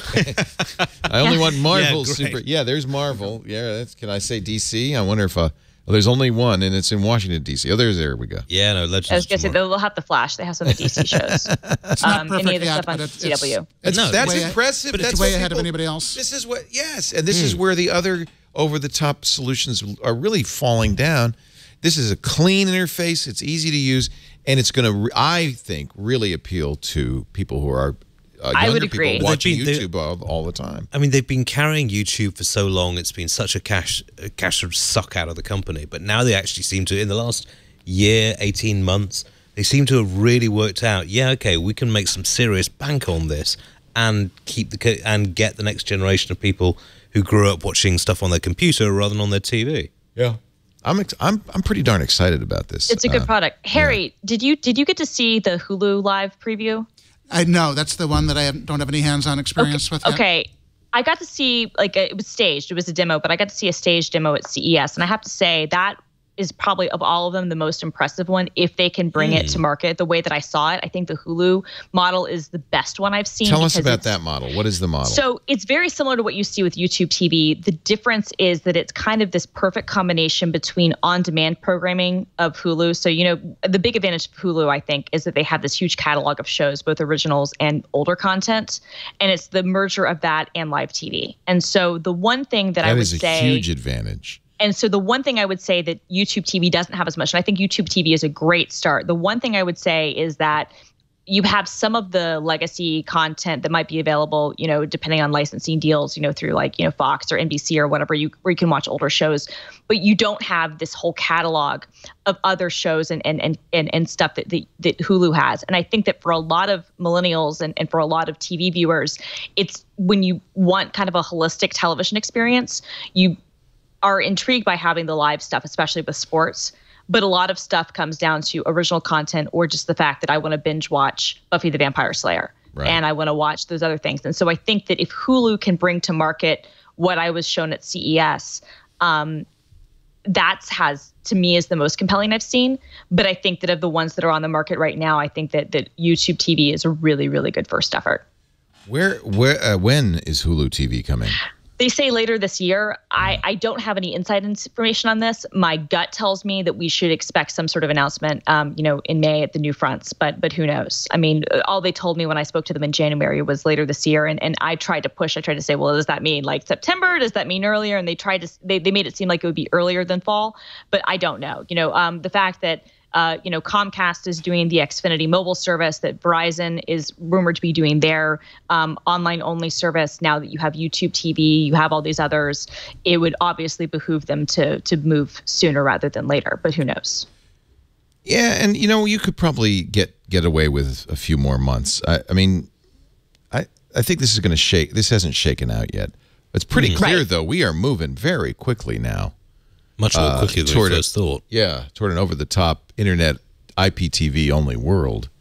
And I think that we can't move fast enough. I mean, really what's stymied it, and frankly, the one thing I'd worry about with Hulu TV, Hulu's been so troubled for so long because the founders and its partners couldn't agree on what it should be. Is it ads-free service? Does it have ads with subscription? What is it? What shows are going to be? And interestingly enough, Hulu TV doesn't have any Viacom shows either. So it's like these guys are just shooting themselves in the foot constantly. Very interesting. You mentioned Comcast is getting into the phone business. I think that's interesting. The cell phone absolute business. Hilarity in the office. Given Comcast's lousy reputation for customer service, let's take on mobile phones now. Yeah, but the only companies that a whole new generation of the only companies that people hate worse than Comcast are Verizon, AT&T, Sprint, right? Right. I don't know. Comcast, certainly for our readership, Comcast, there's a special place in hell for the Comcast board of directors. Yeah, it's the evil empire. So the deal is going to be that it's going to be called Xfinity Mobile. They're going to get cellular connectivity through Verizon. So they're a Verizon MVNO, but it's really interesting. And I knew this was happening as soon as Comcast announced, oh, by the way, anybody who gets our Xfinity Wi-Fi router will be, just helping the neighborhood out a little bit by offering a free online hotspot. And if you go downtown in Petaluma, let alone San Francisco or New York, you'll see Xfinity hotspots everywhere. Yeah, and everyone's sucking everyone else's data around, and Comcast doesn't have to pay for it. There's an evil genius and in there. fact, Xfinity Mobile is going to use that whenever possible. It was clear they were going to build a mobile service around this. I thought that, well, that's clearly what they're up to. Right. I worry because reliability on the Xfinity Mobile is not great, right? Nope. Because sometimes it'll join an Xfinity Wi-Fi hotspot and get no connectivity for some reason. In fact, I ended up telling my phone, whatever you do not join an Xfinity hotspot. So they claim 16 million Wi-Fi hotspots. Yeah, Comcast claim they're a customer service-focused company as well. So The Xfinity that Mobile with will respect, launch it's due. mid-year, available only if you have a Comcast internet or television subscription. But you could have, so this is an interesting play. I could have Comcast internet, YouTube TV or Hulu TV, and Comcast mobile phone service, and then everything would suck. Yeah. It's a new trifecta. I was going to say, wait until the net neutrality rules get trashed, and then you're going to see quite how much they're going to leverage this in terms of bandwidth. How so? So you mean next week? Yeah, basically. Yeah, Ajit Pai, the news chairman of the FCC, has already it's- said we're trashing those. Bye-bye, Mr. Just as they Pai, trashed the internet, the ISP privacy rule. Don't get me started. I bet I could get you started. I think bet you probably could. can. I could rant and I could spittleflect fire you up, rage big about boy. this. Yeah. But, it's just... So Yeah. why will net neutrality rules being abandoned, why will that help Xfinity in this? What will Xfinity do immediately after that? Well, because that way they can bring down the amount, they can prioritize their own traffic, they can downgrade everyone else's traffic. So, And if you're an Xfinity mobile customer, you'll get unlimited you'll get Xfinity stuff. Well, no, this is Comcast we're talking about. You'll get a slightly better service than the competition. And even then, with grudging technical support, which keeps you on the line for AT&T's hours. already taking advantage of that. If you use DirecTV now, you don't have to pay. There's no data Zero cost rating. for that. But you saw there's how- zero Zero rating. rating. how they went after Roku when they tried this the last time, how they've gone over other third-party providers.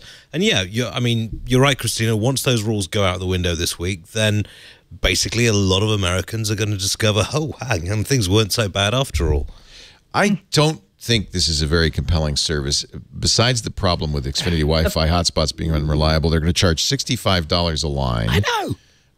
Which is cheaper than what you pay for some of the. I mean, it's not cheaper than T-Mobile, but it's cheaper than, say, Verizon. Verizon. Yeah, Verizon's Which, like $80. Right, which if you're getting Verizon cell phone service when you're not on a network I could That see might some be a good people- reason. Yeah, if you like Verizon a lot, I have to say, this might be a cheaper way to get Verizon quality data. I haven't met that many people that like Verizon a lot, and I've got to, with T-Mobile, Their with connectivity's good. Their data's Yeah, they have great service. It's just very expensive. But you've got Project Fi, you've got T-Mobile. For the vast majority of Americans, there are much cheaper options out there. And I think the only place this is going to get any play is There's some in people those who very aren't large price numbers sensitive. They're performance sensitive. So right, and they there's some parts want. of the country.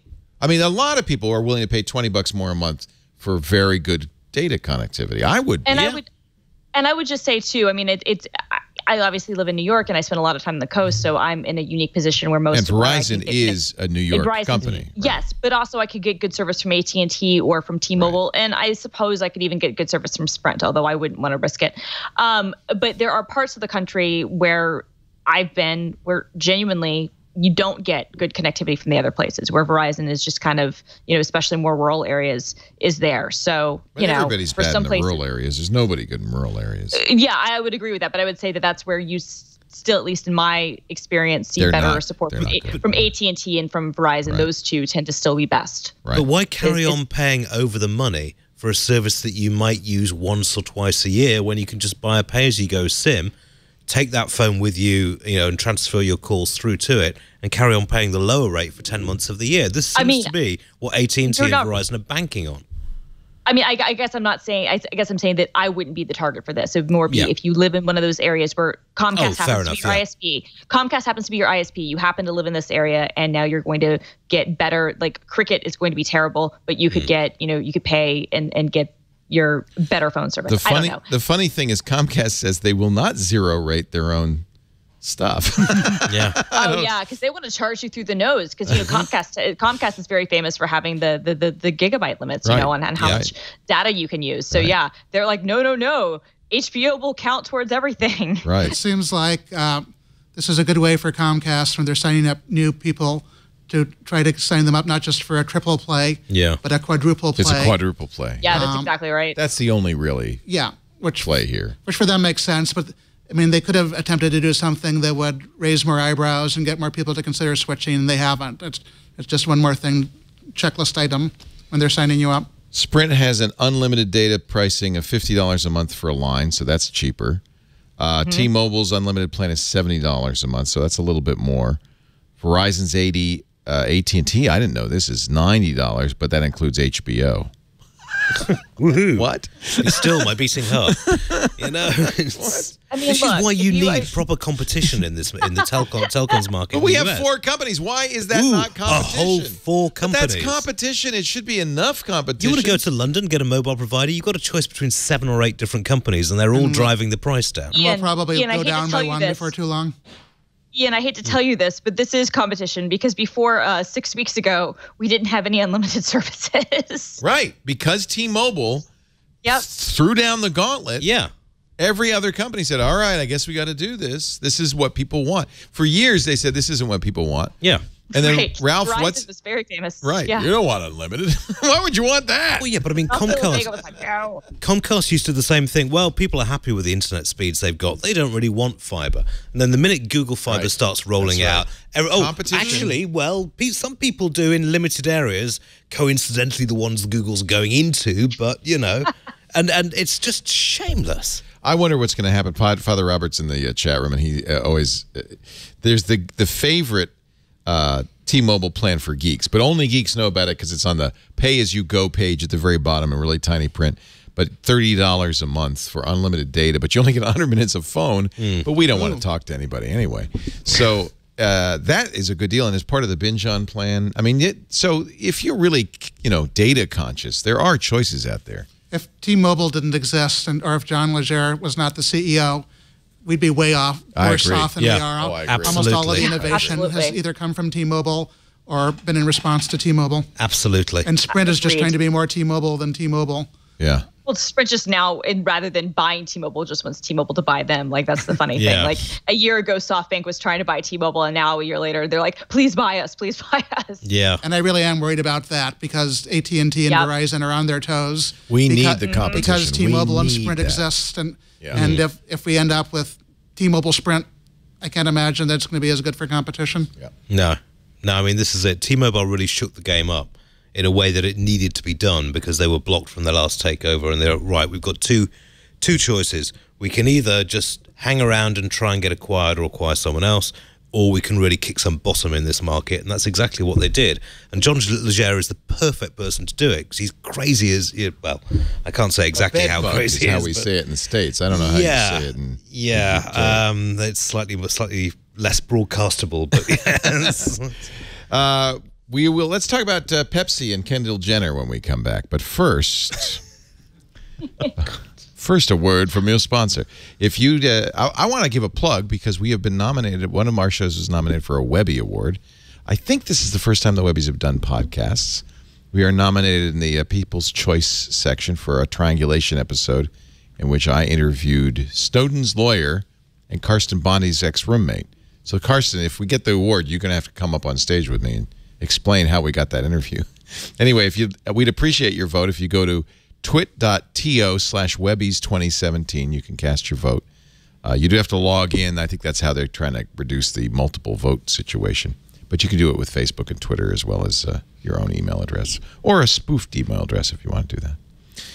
We had a great week this week, a lot of fun, and I think we've made a little movie for you to watch that synopsizes some of the hilarity that ensued. Watch. Previously on Twit. When using the word awkward in a sentence, the enhanced male and female Siri voices say the word normally.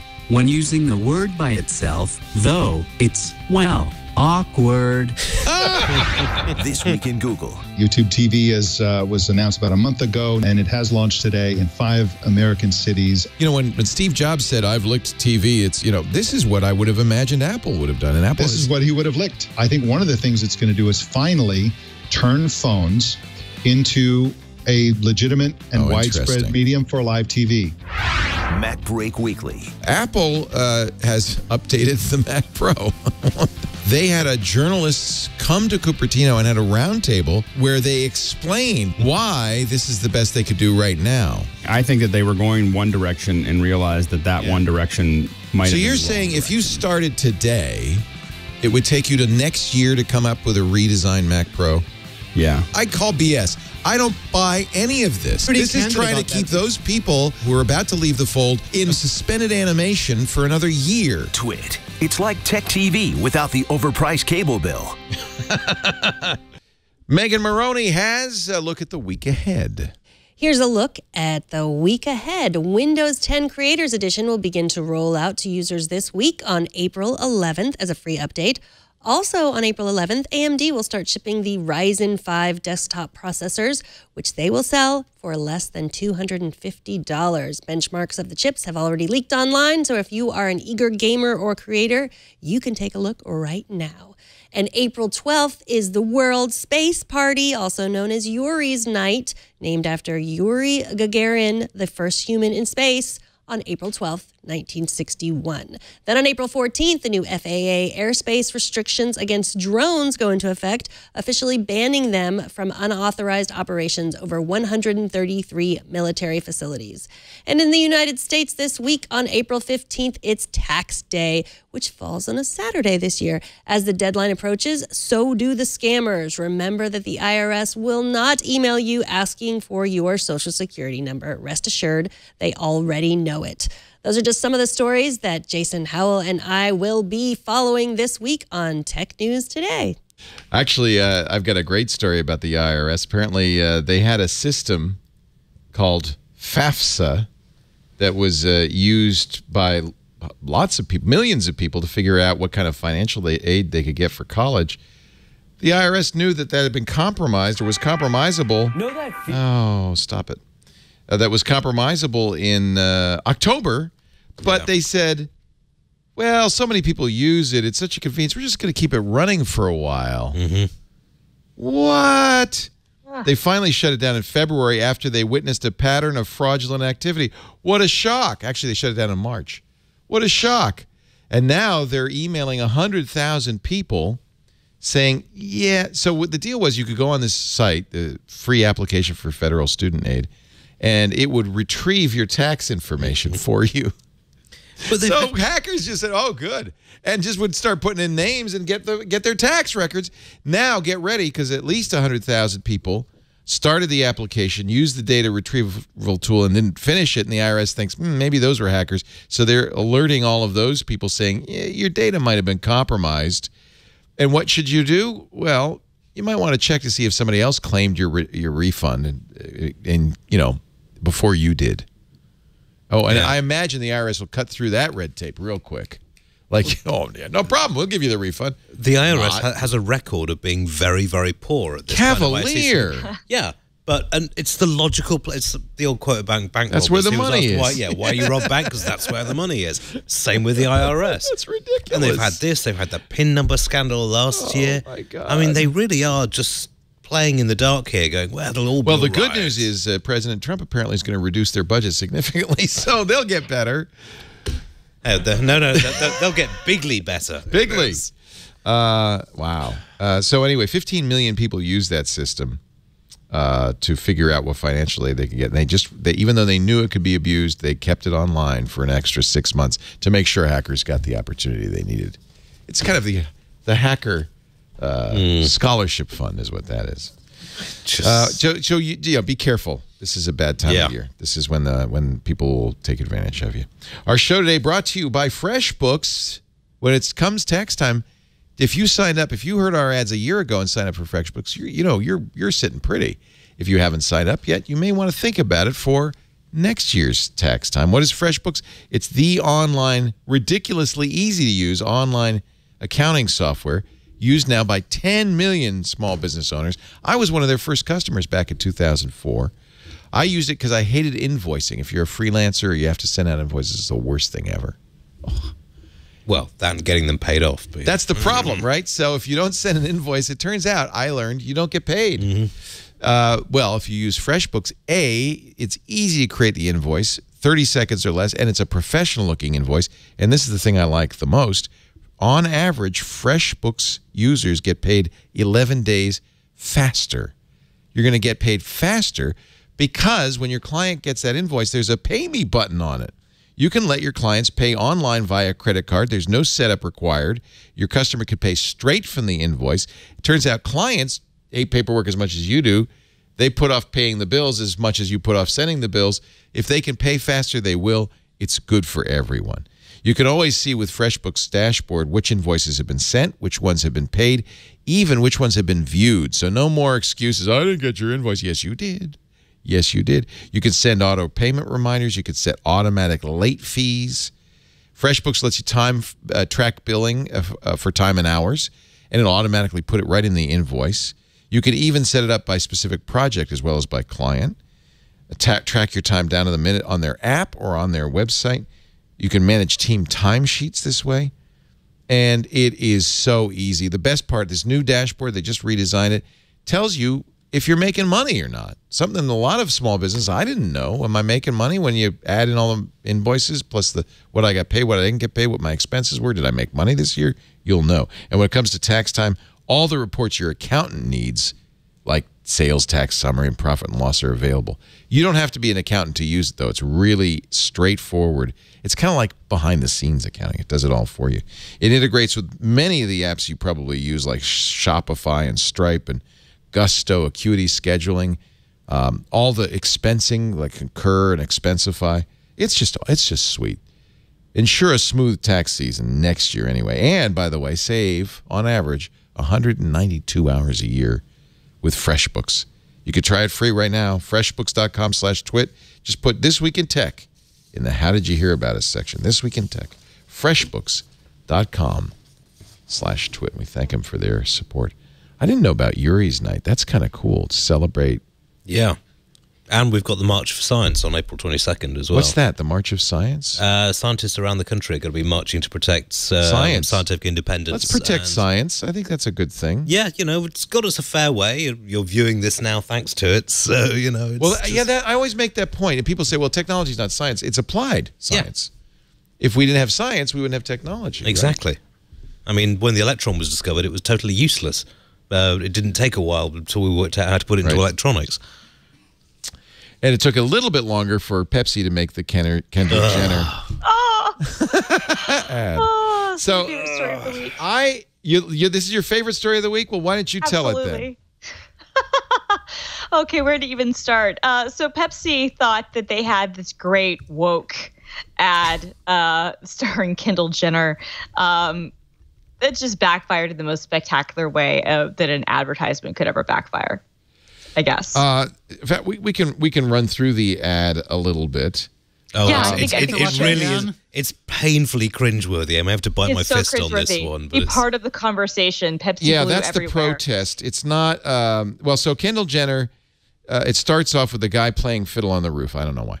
He'll appear. It's a cello. He'll appear later in the thing. This is the protest, which is the mildest all-white protest you've ever. Oh no, wait a minute. There's some mixed race, and the signs say "Join the conversation" and peace signs, and that's because Pepsi didn't want to be controversial, right? Because every protest says "Join the conversation." Join the conversation, and there's Kendall modeling a metal bikini shirt or something. I don't know what the hell, or dress, and then they have a woman in a hijab who's drawing something.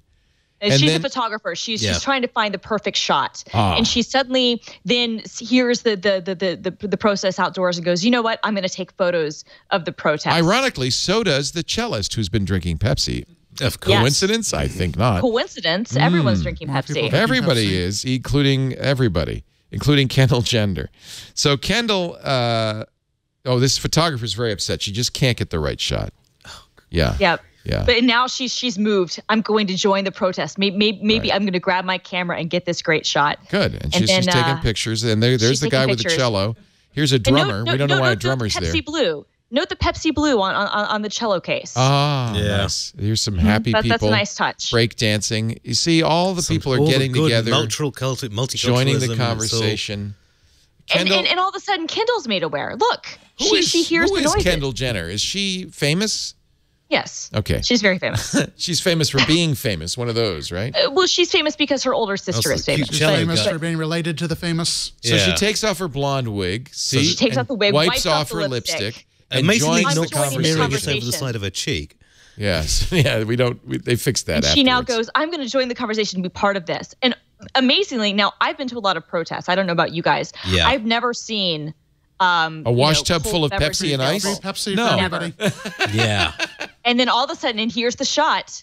Here's the money shot. Kendall pass gives this a police officer a Pepsi. And he And then all of a sudden, that's the shot. I She got knows the this shot. is it. He's smiling, and everybody cheers. And you know what? We are now all united.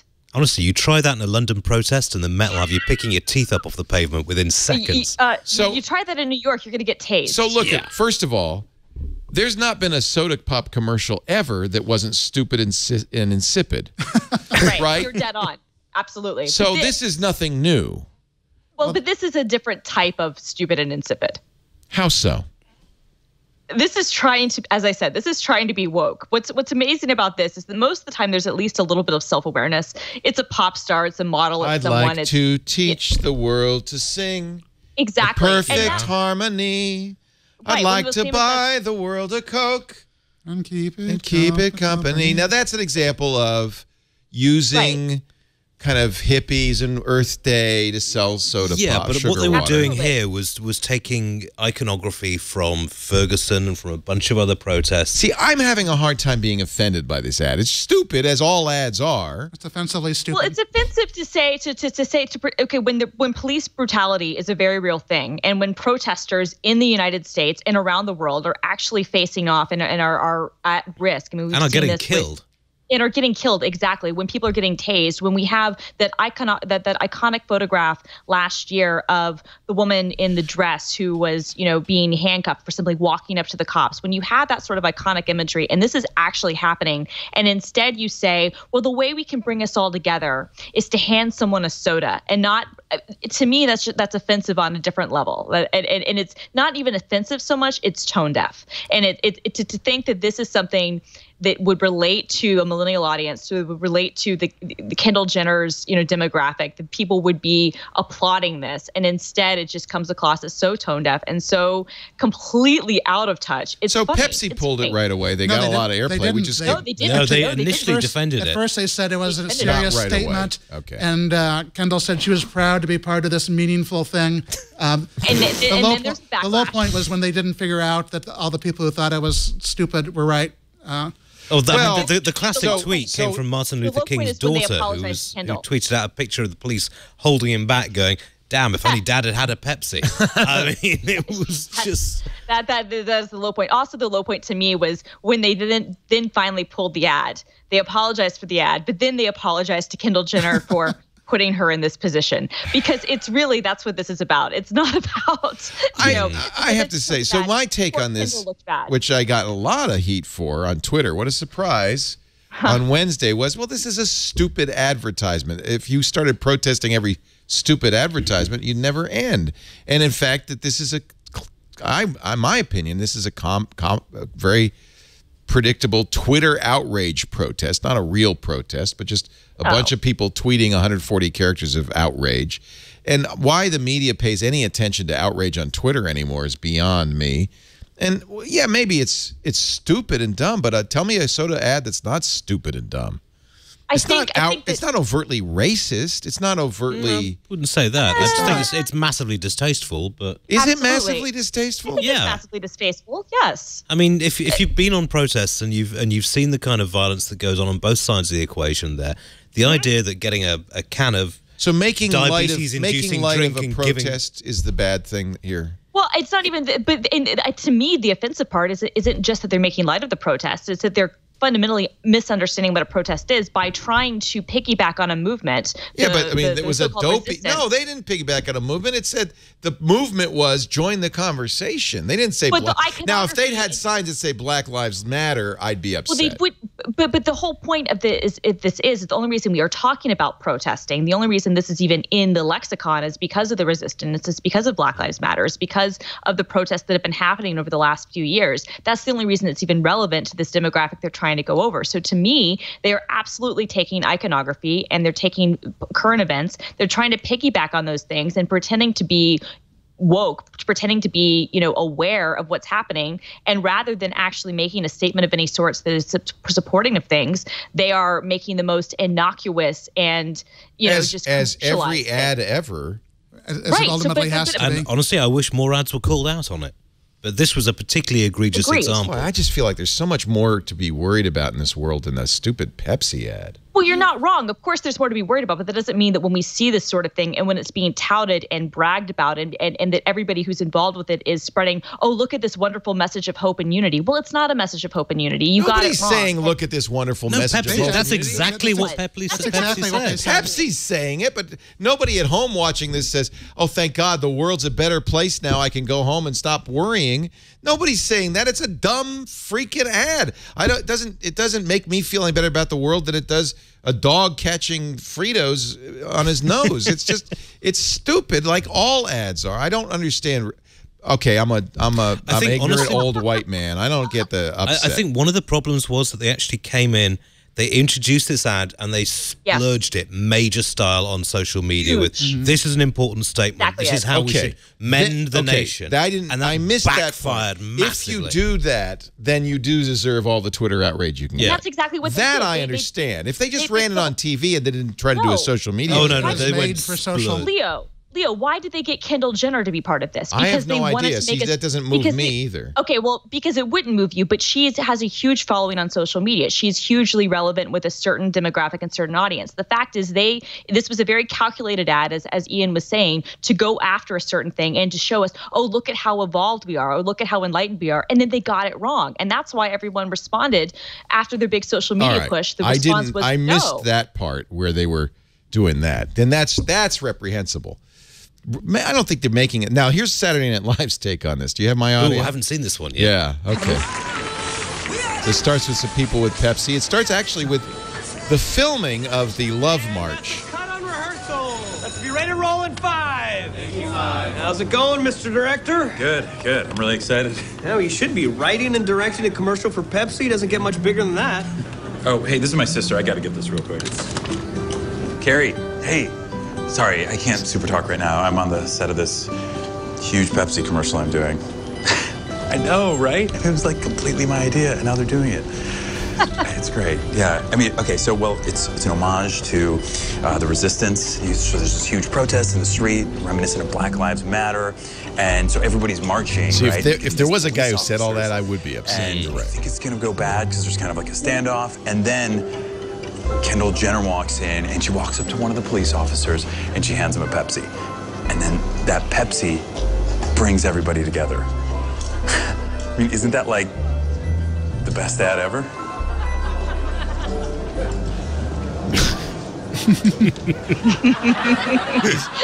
His face is falling as his sister reads him the riot act. Apparently, that's your brother, Christina. Yeah.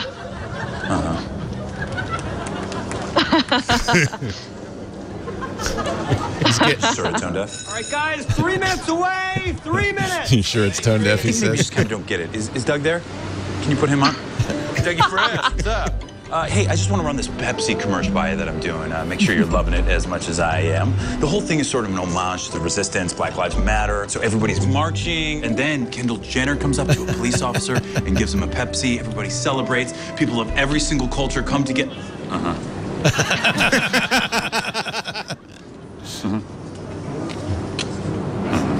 Even the No, brother-in-law. we're celebrating these cultures. We're celebrating Black culture. He's got some break dancers. We're also celebrating Asian culture. Yeah, the Asian cellist. The Asian cellist. Because as you know, all Asians are great musicians. Oh, and mathematicians, of course. Impressive that SNL could put this together so quickly, too. I have to. It's so good. This is very well done, huh? Yeah. There's the girl in the job. Right. It's gonna be bad. All right, people, 60 seconds till we roll on this man's singular vision. Yes. Hey, man, could you maybe put a neighbor on the phone? The poor guy he's just trying to get some affirmation. I'm sure it goes on more of the same. The problem is that somebody actually did have that discussion. Exactly. I think now, somewhere. Okay, I've been woke. Saturday Night Live woke me and Christina Warren, and all right, I get it. Pepsi drank its own Kool-Aid, so to speak. Yeah. Yeah.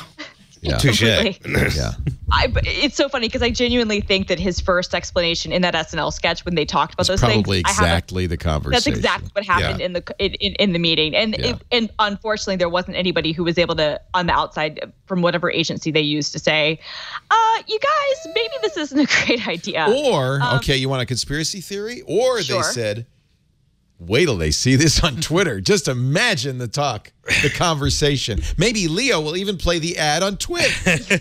Right. No such thing as bad publicity, eh? Yeah. I would agree with that conspiracy theory, again, if they hadn't had to apologize to Kendall Jenner, which is my favorite part, because I love to imagine that Kris Jenner, her mother, her momager, I love to imagine that Kris Jenner read the riot act to the Pepsi executives, who then had the fear of God put into them, and so they were okay with the Twitter backlash. It was the Kardashian backlash where they were like, that's where it really "Oh no, we cannot take the Kris Jenner coming after us." Am I wrong though? I really feel like, look, I'm not one of those people who say, "Oh, it's all that's political correctness." I understand that is code saying I want to be able to be as racist and offensive as I want, and why are you saying I'm offensive?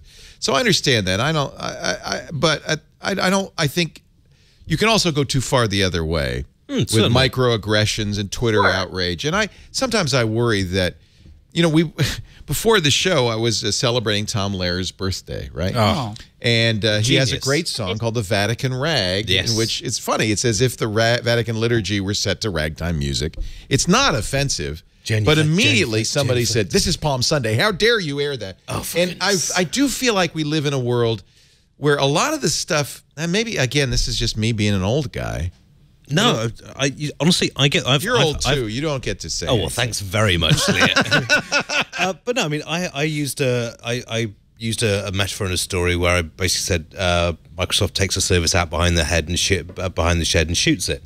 And I got outrage from some people. It's like, how dare you use a gun metaphor? You're encouraging You didn't even give me a trigger warning, right? Well, also, trigger warning? Hang on a second. If you're a victim of a firearms incident, how does that work exactly? Well, I want to be sensitive. I really do want to be sensitive. But at the same time, I think we can be oversensitive and walk on eggshells, and that doesn't help the conversation either. At the end of the day, you've got to call this crap out. I mean, Pepsi's in the arena. They put this thing out wanting to get a reaction, and so it's not wrong to react to it, even if it's diametrically opposed to what they wanted. Also, I think that at least, maybe I saw different parts of Twitter than you did, Leo, but most of the reaction I saw was obviously was making fun of how tone deaf it was. It wasn't an outrage of how dare Pepsi be, it wasn't going over the top of people feeling overly vilified.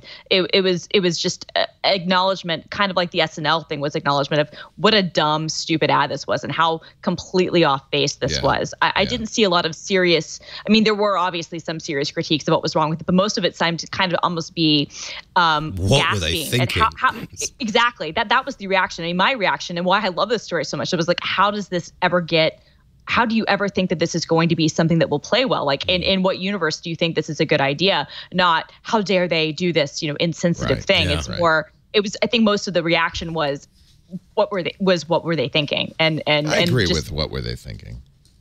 Yeah, I agree with that. And I've spent my time in protests.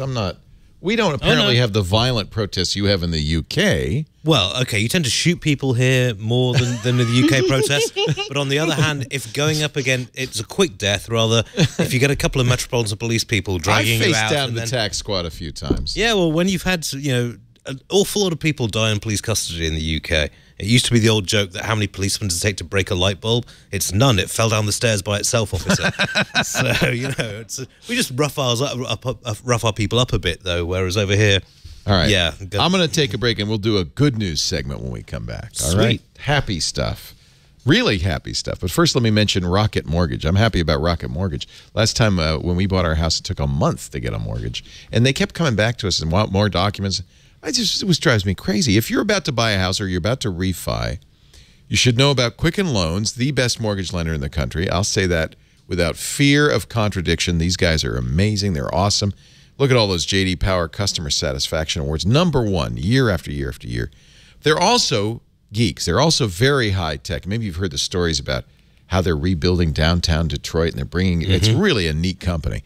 And they decided that geeks deserve a better loan approval process, so they created something they call a Rocket Mortgage because it's fast.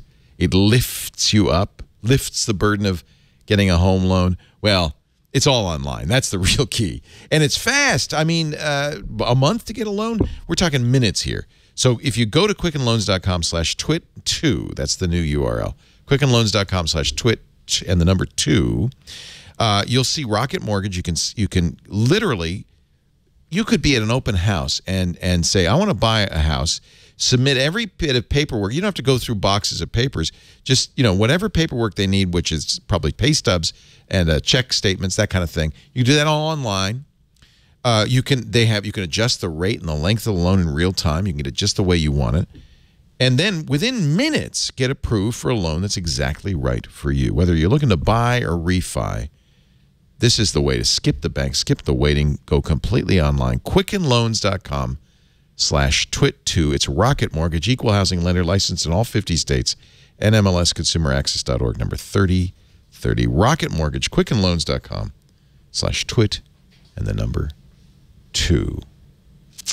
And we thank them for their support. I do have to say that I have never liked that all the ads we do. There's no Kendall Jenner in our ads, right? All the ads we do have been, and of course we wouldn't be good for Pepsi probably, are about features and benefits. In every single case, that's what we try to do. And what I tell our advertisers, look, we're going to make an introduction, and I need to tell my audience this is what it is, this is how it works, this is what you'd get, and here's how you can try it. And that, to me, is a much more ethical relationship between an advertiser and a prospective customer but it doesn't work for so what's the feature and benefit for Pepsi? Well, it's sweet, it's got a lot of sugar in it, carbonated, it's fizzy. They have to do things like, and it makes the world a better place, because it doesn't. Yeah, it just rots your teeth and your stomach lining, and it makes you fat. But they can't tell them. They can't tell people that. Also, anybody who puts that stuff in whiskey needs to be shot. Good news: Jeff Bezos selling $1 billion of Amazon stock a year. Why? To fund Blue Origin, his civilian space venture. Yep. Jeff is now the richest. Is he the richest or the second richest? Second richest man in the world after Warren Buffett. No, after Bill Gates. After Bill, yeah. Bill is the richest? Warren slid down. Warren slid. Oh. Yeah. Warren slid down. Bill's still #1. Bill has Jeff has, I think, $45 billion net worth. 45. And it's gone up significantly. I can't remember the exact amount, but it's gone up a huge amount in the last year. Like he's really increased his net worth significantly. Now, Blue Origin is not like SpaceX. SpaceX seems like, Elon wants to colonize Mars, capture asteroids. Jeff is just trying to get together 11-minute rides in space. Well, you see, this is the difference in business plan in that, Jeff will say, well, we landed our rocket first. It's just, you send it straight up, hovered it, send it straight down again. You did not do a full orbital delivery, turn the thing round, reburn it, get it back down. And by the way, kudos to SpaceX, which for the first time has reused one of those last week, and that was really cool. But at the same time, Blue Origin has got into the deal of making engines. I think they announced this week. They're going to be making engines for the United Launch Alliance, who are SpaceX's main competitor and have been relying on Russian engines up until now. So he needs to really expand his rocketry business so he can meet ULA's demands, and he wants to adapt the new Shepard spacecraft with a second stage so it can actually deliver something useful into orbit rather than just thrill seekers with too much money. So the beginning of this is the amusement park ride, basically. I mean, but there's a long-term strategy that is more useful. Yeah, I mean, his initial funding proposition was you send people up above I think it's the 73-mile limit, which officially makes them an astronaut. They hover there for a few minutes. I would do that. They float around. Yeah, but I mean, then they'll come down and say, well, I'm an astronaut. It's like, no, you're not. You took a brief visit in there. And if you want to go experience zero-G, there's vomit comets all around California. Yeah, but that's not real zero-G. That's just your... It's exactly the same G that you get in the International Space Station. Yeah, but I want to be in Space Station is doing is I want to be 11 miles above the Earth. Well, yeah, there is that. You do get the view. Yeah. But, long term, he wants to develop Blue Origin's into an orbital delivery service. Okay, that's fair. And the ULA contract and putting a second stage on the New Shepard will do that. But that requires a lot of money. It's like Amazon starting out selling books. Exactly. Yeah, I would never sell Elon Musk or Jeff Bezos short. Both of them are we're very lucky to live in a time when these guys are around. By the way, I underestimated Bezos' net worth by a little bit. He's $75 billion. 78. 78 according billion. to Forbes. $78 billion. Wow. What's Bill worth? Wow. I think he's 84 now, isn't he? Holy cow. That's unimaginable wealth. But credit to Bill, who's donating that all to charity, right? Mark Zuckerberg's going to do 90% or something like that. Well, he's putting it into a family foundation, which isn't necessarily a charity, which is kind of different and a really good way to get out paying your taxes. He's not exactly buying 8-foot pictures of himself to hang in the lobby. No, I mean, he's buying the 4 houses around his house in San Francisco because he likes his privacy. Wait a minute, is the foundation buying those houses? No, he bought them beforehand. But the foundation isn't technically a charity. It is actually it's not a nonprofit. It's something slightly different. Yeah. Well, we'll see. If he wants to run for president, he better get his chair to... Oh, no, never mind. That doesn't matter, does it? Jeff Bezos, good man. So that's one happy story. I promised you some happy stories here. This is always hard. I've got to say that Bezos actually, when he was speaking at the space conference, he's really getting the butch, Blue Origin leather jacket thing down, and he's got some swagger into him, which is nice to see. He's starting to look like a character out of Westworld. Is that what you're saying? Well, a little bit. We're not that far away. Facebook, Mozilla, and Craig Newmark of Craigslist have launched a 14. This is the other good news. 14, I think. I don't know. Maybe not. I bet you could piss on this one, too. You're good at that. I see. $14 million fund to support news integrity. What do you have against news integrity? I have nothing at all against news integrity. I've got a... This is... I mean, okay, Mozilla involved. Craig Newmark has put a fair chunk of his own change. He's quite a philanthropist. 14 million, though. I mean, the donation from Facebook. I mean, Zuckerberg could find that down the back of his sofa. Well, maybe they will. By the way, our own Jeff Jarvis is one of the people who will be involved in this. CUNY's Graduate School of Journalism will administer the project. They also have donations from Ford Foundation, the Democracy Fund, the Tau Foundation, App Nexus, BetaWorks. So there's a lot of money in this. What are they going to do, though? Unclear so far. As far as I know. Well, we'll ask Jeff on Wednesday when he comes in. They are funding projects, I guess. Yeah, I mean, we need this kind of stuff, but at the same time, for Facebook to turn around 3 years ago and say we want to be the front page of the internet, and then when it gets swamped out with fake rubbish from all over the world, they say, well, we're just a media platform, it's not our responsibility, and then just to chuck such a paltry amount of money into it. Have I pissed on it enough? Yeah, thank you very much. I knew you would. Conversely, though, I like the idea that I don't want Facebook being responsible all by itself for trying to solve this problem. I like the idea of other organizations and smart people having some skin in the game. Teach critical thinking in school. When I was at school, we had a module called Media Studies, where you looked at how media companies got their, and how program makers and filmmakers got their message across. And you only studied it for a year, but it allowed you to actually look and say, so that's what they're trying to do there, and that's using the raised fist icon, so that shows protest. And just teach kids some media savvy, and we could solve an awful lot of these problems. Google's I don't think it's the kids who are the people actually, it's the grandparents as well. Yeah. It's old people like me. Oh, come on, you're not old. Google's starting to do this, right? With search results, they're starting to tag some search results as less than suspicious. Give me something I'd search for Obama birth certificate, and there are a number of stories, but they do say, and I think this might be part of this new thing. This is the Snopes article, but it says claimed by, fact checked, false in the search result. So I guess that's what we're going to start to see. What else can I? How about but the first two links that you get on that are WMD, right? Which is about as reliable as, I don't know, a chocolate teapot. How about 9/11 conspiracy? Would that be a good? Oh, well, no. So we all know about this. Maybe if I write 9/11 inside job. Yeah, that would probably turn up some. See. I don't know when Google is doing this. Well, they're supposed to be doing it in the news results, not so much in the search let's results. go to so it's news. supposed to be coming up in the Google News things is where it's supposed to be coming up. Either. Here's Vice and testing out Google's new fact check. Maybe Vice figured out how to use it. Yeah, well, and the problem is that the way that the fact checking happens, a lot of it, the onus is on the fact checking organization. Right. So it's the onus is on Snopes and places like that to update the way the schema.org stuff on their own apps works. Okay, so that's why I saw it on a Snopes result, not on the fake news results. That's why I'm seeing it on the PolitiFact result, not on the fake news sources. That is of limited value. Yeah. Yes. This is almost like the knowledge graph little box with like the synopsis. Exactly. If you're reading Snopes and PolitiFact anyway, you're not going to be duped probably. Yeah.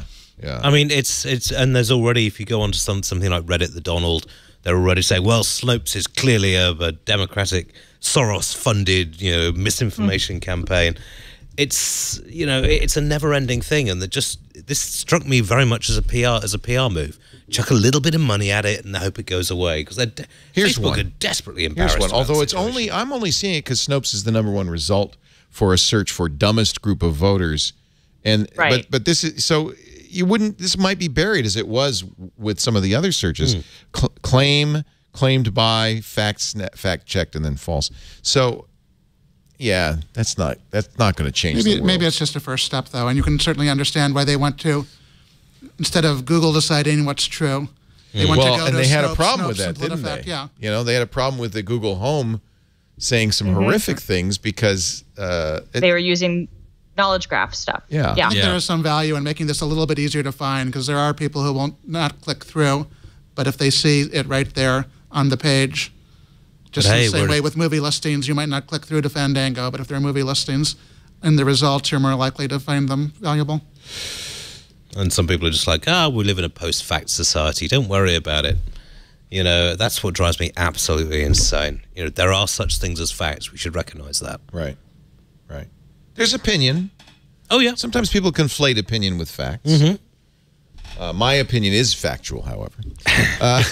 Ev Williams, the founder of Twitter, is selling, 30% of his stock? What does that mean?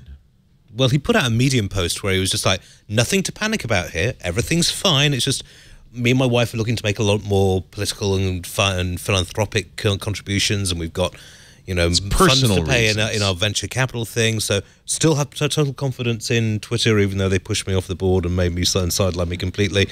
But I just need to sell off some stock right now. And he's sold like 4 million of it this week, I think. $4 million, which it's a shame he sold it now instead of earlier, because it's dropped 15% over the last 3 months. Remember when it was nearly $70 a share? So does he. Yeah, exactly. Apparently investors are not spooked by this any more than they're spooked just by the fact that Twitter sucks. I think they've got enough on their plate. Yeah, Williams will stay on the board, and he says, that's it, I'm not selling anymore. It only hit the stock about 1% following the news, so that's not a big deal. I think what investors want to hear is somebody's willing to buy Twitter. Or that they can find a way to turn a profit. Because, Ev Williams...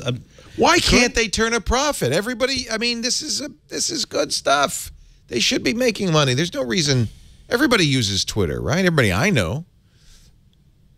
Yeah. Now we're all using Mastodon. Yeah. Well, but they seem to be trying to make... I am. As of the show, I am too. This show. So Mastodon has gotten a lot of press, mostly because it figured out a way to make GNU Social look like TweetDeck. Right. That's exactly it. But, user interface is important. Mastodon has some nice things. For instance, I really like this feature, which is you can say on a post, I want to hide the content. And what people are doing that a lot with, which is great, is political stuff, not just like NSF. Here's a Mastodoner, a tutor as we call them, Wilkie, who apparently is and she must know that I'm fasting because she's posting recipes, and she says this is sensitive content. And here's her mac and cheese recipe and pictures. That's sensitive content for me. I don't want to go hide that. I don't want to see that. Oh man. So Mastodon's kind of interesting. I've been playing with it. I tell you, like all new social networks, it's best when it's fresh, like right out of the oven, because first of all, only geeks use it. Google Plus was so good for like the first week. You were mentioning how much. Yeah, exactly. You were mentioning how much. Actually, Google Plus is good again because everybody left. Yeah. So anybody who's still using Google Plus, because they love it. really, and so the quality has gone up on Google Plus. Yeah, but I mean, Twitter used to be great. It used to be this fantastic fire hose of information. I love Twitter. Yeah, I mean, it's a fire hose of information, but they're going to start futzing around with it, and they've already added the ability to spam people in it, and now we've got the Twitter Lite platform coming out. And Twitter Lite seems like a good thing. This is for mobile phone users who don't want to dedicate data. And this is also, I think this is basically their play to get into the developing exactly. world. This is for India. Yeah, exactly. Yeah. Well, that makes sense. But then that's a good thing. But then they started to muck around with the news feed and add, things you may have missed and people you might like, and it just... Yeah, I kind of wish I could turn that thing off, because every time I look at my Twitter feed... Use Tweetbot. Tweetbot doesn't do that. Doesn't, because they don't have access to those things with the API. So the third-party clients don't have any of that stuff. Now, the downside is you can't do like group DMs and some other things that you want to do. I like some of the web-only features. Does TweetDeck, which is from Twitter, TweetDeck doesn't do that either. So no, they're usually behind. They have most of the official Twitter API support, but because it was always a separate team, a lot of their things are, you'll see, it'll take time for them to get support for certain things. And also TweetDeck has a slightly different, user base. They understand that most of the people who use TweetDeck are professional users who are using Twitter in a business capacity and not individuals, which is why. Actually, I love TweetDeck, and because I could do scheduled tweets, which which is useful for you because you're using it in a business context. Right. Most individual users are never going to schedule a tweet, so TweetDeck's a slightly different product. I can have a column just for the president, which I find very useful because I like to keep track of what he's up to. I get an alert every time Trump tweets, along with about 10 other people. Do you? I get one for I think you need to, because you're covering it, right? Well, yeah, I'm exactly. not covering I've got Trump, a couple of CEOs, and about 5 to 10 security people who I follow. Every time they tweet, I get an update on it, because they're things I should know about when they say these things. Yeah. Kanye West is the only person I get tweet alerts for, but we have I do. He hasn't been only because he's so fascinating when he tweets. It's exactly, very odd. And honestly, I broke a story that way when it turned out he was had the Pirate Bay tab open and something that he did a year ago. That was very funny. But no, we have a Slack bot that's set up. Anytime Trump tweets in Slack, it alerts us. So. Well, then you probably already know that Jay-Z has pulled all of his cuts from Apple Music. It's back. What? It's back. I thought I had a scoop, and you beat me. Is that because you watch Twitter? Yeah. And it happened on Friday, but yeah, no, Reasonable Doubt and The Blueprint are still not on Apple Music, but they haven't been on there in a while. But how do I get this autoplay video to stop? Stop! You know what's interesting? Google used to have a setting that turned it off, and then they disabled the setting that turned it off. Yeah. I want to learn how to do that on my iPad, by the way. There is a Chrome extension that turns off autoplay. But then it breaks everything else. So it's like, I have one called Disable HTML5 Autoplay is one that I have. Yes, that's the one I use. But then it's such a pain in the butt to get stuff to play, right? Because it disables all play. So then you have to turn it off, refresh the page. By that time, I've lost interest. So why did what was going on? Was this an accident? I think it was an accident. It looked at first like it might have been a broader thing because it wasn't on Spotify either or Apple Music, but then it came back. It was like a 24-hour thing. So I'm not sure. It might have even been like maybe a deal expired or something. Okay. His Blueprint series of albums, and there are 3 of them, are not on Apple Music, and his debut album Reasonable Doubt is not on Apple Music, but all of his other stuff is there, and it's would he face scrutiny, anti-competitive scrutiny because he owns Tidal?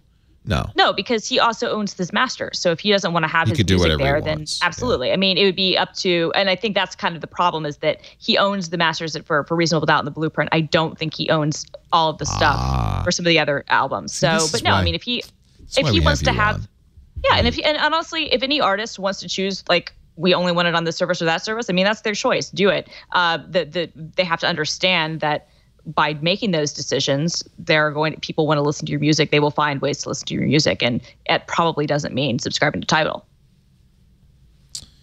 All right, let's take a break. We'll talk hacking next. Christina Warren's here. She's a senior editor at Gizmodo. Oh, senior writer at Gizmodo. You don't edit, you write. I do edit. I edit some, but I write mostly. Writing is like editing. Don't tell an editor this. But writing, you guys are writers. Writing is the real work. Editing is like Used to be an editor, Harry. Do some editing too. Oh, all right. I do some occasion. I used to be a full-time editor. I've now gone back to writing and just do some editing. Do you prefer to write? Oh, yeah, it's much more fun. Yeah. You know, you actually get out in there and do stuff rather than just reading through other people's. You know what we do need, though? Not for you guys stuff, because you write perfect prose. You haven't seen we my need to first bring draft. copy editors back. The Yeah. web Oh, is I agree. Copy editors. littered with bad grammars, misspelling, crap. Not Fast Company. We have because you kept your we copy have actual editors. copy editors, copy editing stuff for the web, which I think is pretty unusual these days. Yeah, we have Yeah, one. I would guess it's pretty And unusual. they've 'cause saved my bacon many times. there's a lot, I mean, just typos even. Yeah, we have one in the US, two in the UK. You can always tell, when somebody filed fast and you know what you can tell is when they edited it and then they forgot to take out the extra word. Like they only edit. So there's like, it's like two sentences mushed together. I get DMs. I literally, I'll tweet tweet out a story and I'll get like 4 DMs. Like, you misspelled this word here. And I'm like, So you have copy editors on Twitter. Yeah, exactly. Or my mom sometimes it's which she in a former life was a copy editor and was an editor. So sometimes she'll will send me like a list of notes. Here are all the problems with this. I'm like, thanks, Mom. My dad Appreciate used to it. do that to me. Mm-hmm. I like it. I will do that to my kids too, just to keep it going. Actually, my kids used to mock me for using punctuation in text messages. Oh, I know. Apparently, some people think it's very rude to end a social media message with a full stop. No, it's called punctuation. You know, we do punctuation. And stop overusing semicolons. Somebody tooted, not tweeted, but tooted that one of the best things about Mastodon is people know the difference between Y-O-U-R and Y-O-U''RE. Ooh, yeah, that's now that's something I'm looking for in a social network. No, that's a deal breaker. I'm sorry. It's just... No, I agree. I Totally. agree. But I think so many programmers and hardcore geeks don't spell well that you kind of get used to it. Like if you look at Reddit. Yeah, I know, but it doesn't mean we give up the fight. You know, I mean, it's Fair. just there are rules for a reason, which makes it easier for everyone to read everything. Yes. I don't know. Also, I can overlook a misspelling, but if you can't tell the difference between your and your, I'm out. I'm out. Wow, you guys are harsh. Did you see the story about the Oxford comma that solved saved a company in a lawsuit? Yes. Yeah, I love that. Brilliant. I There's love that nothing so the much. Oxford comma can't do. Yeah, it's. So this was a $10 million lawsuit. A Maine company. Let's see if I can find the. Here's a New York Times article. It was the Times article. Yeah. A Maine company was being sued for $10 million. Dairy company in Portland. 3 truck drivers sued the Oakhurst Dairy, seeking more than 4 years worth of overtime pay, because Maine law requires workers to be paid 1.5 times the normal rate after 40 hours. But it carves out some exemptions, and here's the exemption. The overtime rules don't apply to the canning, processing, preserving, freezing, drying, marketing, storing, packing for shipment or distribution of. There's a missing comma, an Oxford comma. Did the law intend to exempt distribution of the 3 categories that follow, or does it mean to exempt packing for the shipping or distribution of them? Well, the court decided the missing comma was germane. In a 29-page decision, they said, what? Who won, the company or the drivers? The drivers. The drivers won. They ruled in favor of the Oxford comma. The driver's lawyer said that comma would have sunk our ship. Is it sunk or sunken? So the Oxford comma, for those who don't know, sometimes called the Harvard comma. Serial comma. Serial comma. That's what I call it. Oxford, we gave you the language. The Cambridge comma is in a series. Do you put a comma before the and, or the or in this case, or do you leave it out? And I always prefer to use the comma, the Harvard, Oxford serial comma. Much you better. all are serial comma folks? When I worked at Time, we did not use that, and I really gnashed my teeth every time. And at Fast Company, we do, and it was such a huge relief. It's a standard, though. Every publication has its own. And I think most do use it. But Mashable did not, and I was like you, Harry. I hated not having to use it, and then Gizmodo does, and so I was very relieved to go back to it. But then it also took me a little while to get used to writing with it again. So, but I was very relieved to go back to using the Oxford comma. In my brain, I always wrote with it. Yeah. I am. I have to say, I am always guided, as I am in all things, by Strunk and White, which says, in a series of 3 or more terms with a single conjunction, use a comma after each term, except the last. I mean, that's right. Red, comma, white, comma, and blue, as opposed to red, white, and blue. Red, comma, white. It never hurts, and sometimes it helps. So I don't see why anybody would not. Why wouldn't you use it? Exactly. It's an extra There's a character. great book called Eats, Shoots, and Leaves. Yo, that's a fantastic book. Highly recommended. Great line. Pedants of the world unite. You have nothing to lose but your unreasonable sense that things are not going well. You know, there are 2 versions of Eats, Shoots, and Leaves. There's the British version, which is better, I think, and then there's the they did an American version. They did. But when it came out in America, they altered it a little bit, but which I didn't find out until I ordered a copy off of the internet, and then it turned out to be the British one, and then I got one in a bookstore. And I was like, oh, this is slightly different. But, thank goodness you said. Oh, thank goodness you said that, because when you heard there are 2 versions of Eats, Shoots, and Leaves, I thought you were going to tell the joke about the panda and the prostitute. No, And the other thing is the reference to the strippers, comma, JFK, and Stalin. Yes. So it could have been strippers, JFK, and Stalin individually, or that JFK and Stalin are strippers. Comma, they are the strippers. They are strippers. They aren't. All right. Well, I think we made a strong argument for the serial comma. How do you guys feel about 2 spaces after a period? Absolutely not. Never. No, never. Wow. That's gross. Wow. I had no idea your feelings ran so high. No, that's clear cut. Yeah, that's taking a hammer to somebody's knuckles. Wait a minute. Why is that clear cut? Why would you put 2 Because your computer takes care of your typography. Because I always did, but I learned with a typewriter. Right, I'm obviously older than you guys, No, right? my first copy was written on a typewriter. You hit a period and you go space, space, and you start the next sentence. Because your typewriter couldn't deal with It was typography. fixed space. It was monospace. Isn't that interesting? So on computers, you should not. No. Unless you're on a monospace If you're still typing, go I'm for typing it. a courier. If you're using a typewriter, go for it. All the spaces you want. Okay. So I don't know how I find out which one is the British version and which one's not. I'm going to definitely buy the British version. Oh, the Lynn Truss is just a gem. She's really is. Copy editor. She's a national treasure. A national treasure. Wow. On a par, not quite on a par with David Attenborough, but getting close. Oh man, okay. One last plug, and then we'll do an ad, and then we'll finish up. BBC Planet 2, Planet Earth 2. I have it at home on the UHD Blu-ray with a HDR set. It is the best thing I've ever seen. If you have a 4K set and you have HDR, it's not expensive. I'll get it. Get the Blu-ray, and my Blu-ray UHD player is my Xbox One S. Same. It looks. Christina, you'll just sit and watch it over and over again. Okay, because I watched it on like pirated BBC. Not the same. Things Well, that came out. You can get it now on Amazon for $2.99. Yeah. Okay, I'll buy it. But buy the Blu-ray DVD. So one argument ever for physical media. Got it. Otherwise, stream everything. But that is the argument for physical media. It just is spectacular. Oh, and you heard about the HMS David. The reason David I mention is David Attenborough narrates it. Yeah. What's the HMS David Attenborough? Well, you remember the Boaty McBoatface thing? Yeah. Well, they couldn't name the ship Boaty McBoatface because it would just be an enormous embarrassment. Yeah. So they called it the HMS David Attenborough. Wonderful. Who doesn't love David Attenborough? Everybody does. And then called the submersible Boaty McBoatface, which had its first trip to this week. Oh, Boaty McBoatface sails. Yep. Well, goes under the water, but yes. Sinks. Intentionally. It did sink intentionally, but then came back up. You know? Attenborough, believe it or not, is 90 years and still old, going strong. And the best narrator in the business. What with last year's celebrity deaths, I was just like, please let me get him through. Please let him get it through. You know, because he's amazing. You can't watch a nature documentary and not hear his voice in the back of your head. The Dick Bird rides on the back of the hippopotamus on his way to better times. You really should watch him getting a female gorilla getting amorous with him in the 1970s.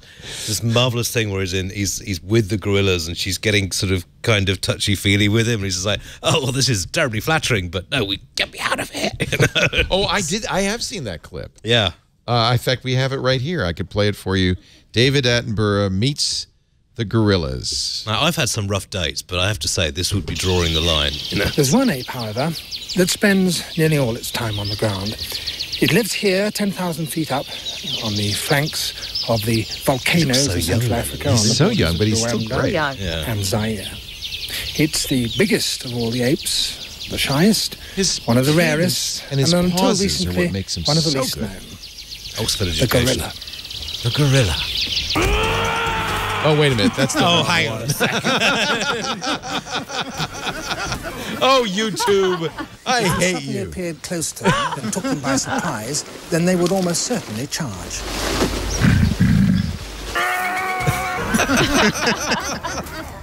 Damn it, YouTube. We've been rickrolled. We've been rickrolled or something. We've been Attenborough rolled.